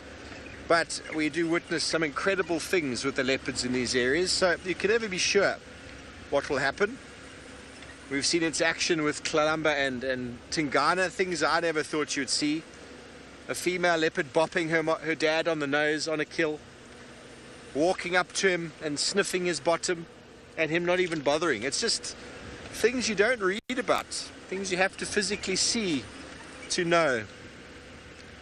And we have the huge privilege of being able to record this and document it and share it with many of you around the world. The things I've seen with regards to leopard behavior in the last 2.5 years have blown every perspective and perception of leopards out the water for me. So it's very hard for you to say exactly what will happen, but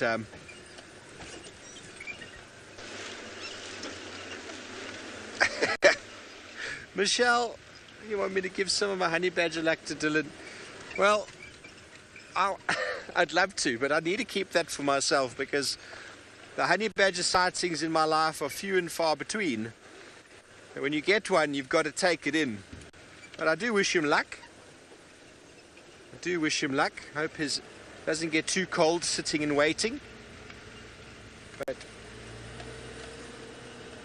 well, if anyone knows the answers to all the questions about leopard dynamics, it's indeed Mr. Tristan Dixon. So I'll send you back over to him for the end of the show.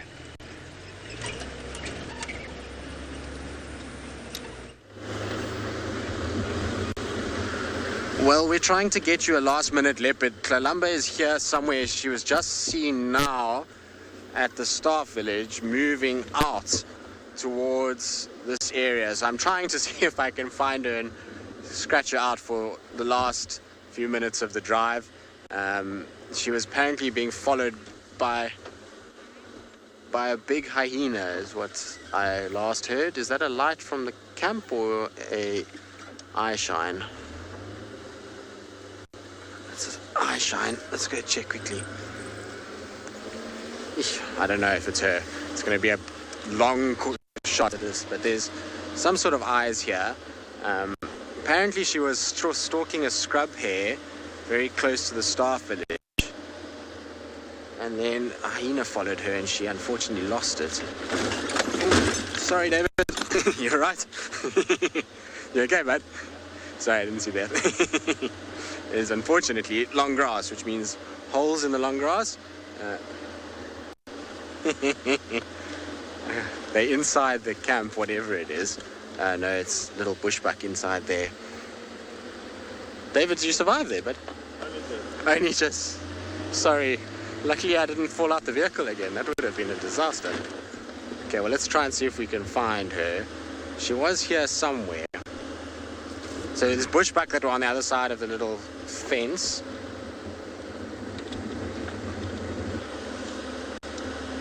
"60 seconds. Here we go. Yes, she is. Yes, yes. That's so cool. Leopard to finish in the last minute. It's all thanks to Michelle from Juma, who came. He saw my lights and he was trying to call me and I wasn't answering because we were live with the elephants. I'm just going to turn my lights off. Sorry, David. And now our infrared doesn't want to play ball. But he saw my lights on the other side of the dam and decided to come towards this area, well, to me, to come tell me that he had just seen her and that I should come and have a look And can you believe in the last minute we've managed to see this cat? Ridiculous. Tlalamba, you have made my day. The fact that we've seen 4 leopards. Now, I don't know if we should just be thankful and sit for a little bit, just enjoy this. Amazing. I can't believe that we actually got to see her to finish off. It's amazing. So the bush, there we go. It's exactly what I was saying earlier. We sat with the elephants, and you never know what that leads you to. Had we left the elephants, we might have gone down a different road. Michelle might not have seen our lights, might not have been able to come and get us, and we might not have found her. So it just goes to show you that, it's all about small margins, and sometimes just enjoying the peace of some elephants can lead you to the right things. Tlalamba, how awesome is this? David? Beautiful. What a way to finish a stint. Lisa, you say, well done, Tlalamba. You told her to come say goodbye. Well, thank you for telling her. She's certainly performed. You've been a difficult cat to find over the last few weeks. So I'm thoroughly impressed that she's here saying goodbye. It's the last leopard I would have thought would have come out. But I'm very, very, very excited that she did. She's such a beautiful little leopardess, this. And I mean, look at her just lying in the road. You get into a situation where you look and you look and you look and you look and you look for leopards, and then you just find them lying in the road like this. It's ridiculous. Anyway, on that note, we're going to say goodbye. It's been an absolute pleasure. Hopefully we'll be back soon. Not sure when, but hopefully in the near future. But thank you to everybody. It's been amazing. And the rest of the team will carry on with you guys from tomorrow morning at Sunrise Safari. Trish will be back. I'm sure you'll all enjoy it. But from all of us, we'll see you all again soon.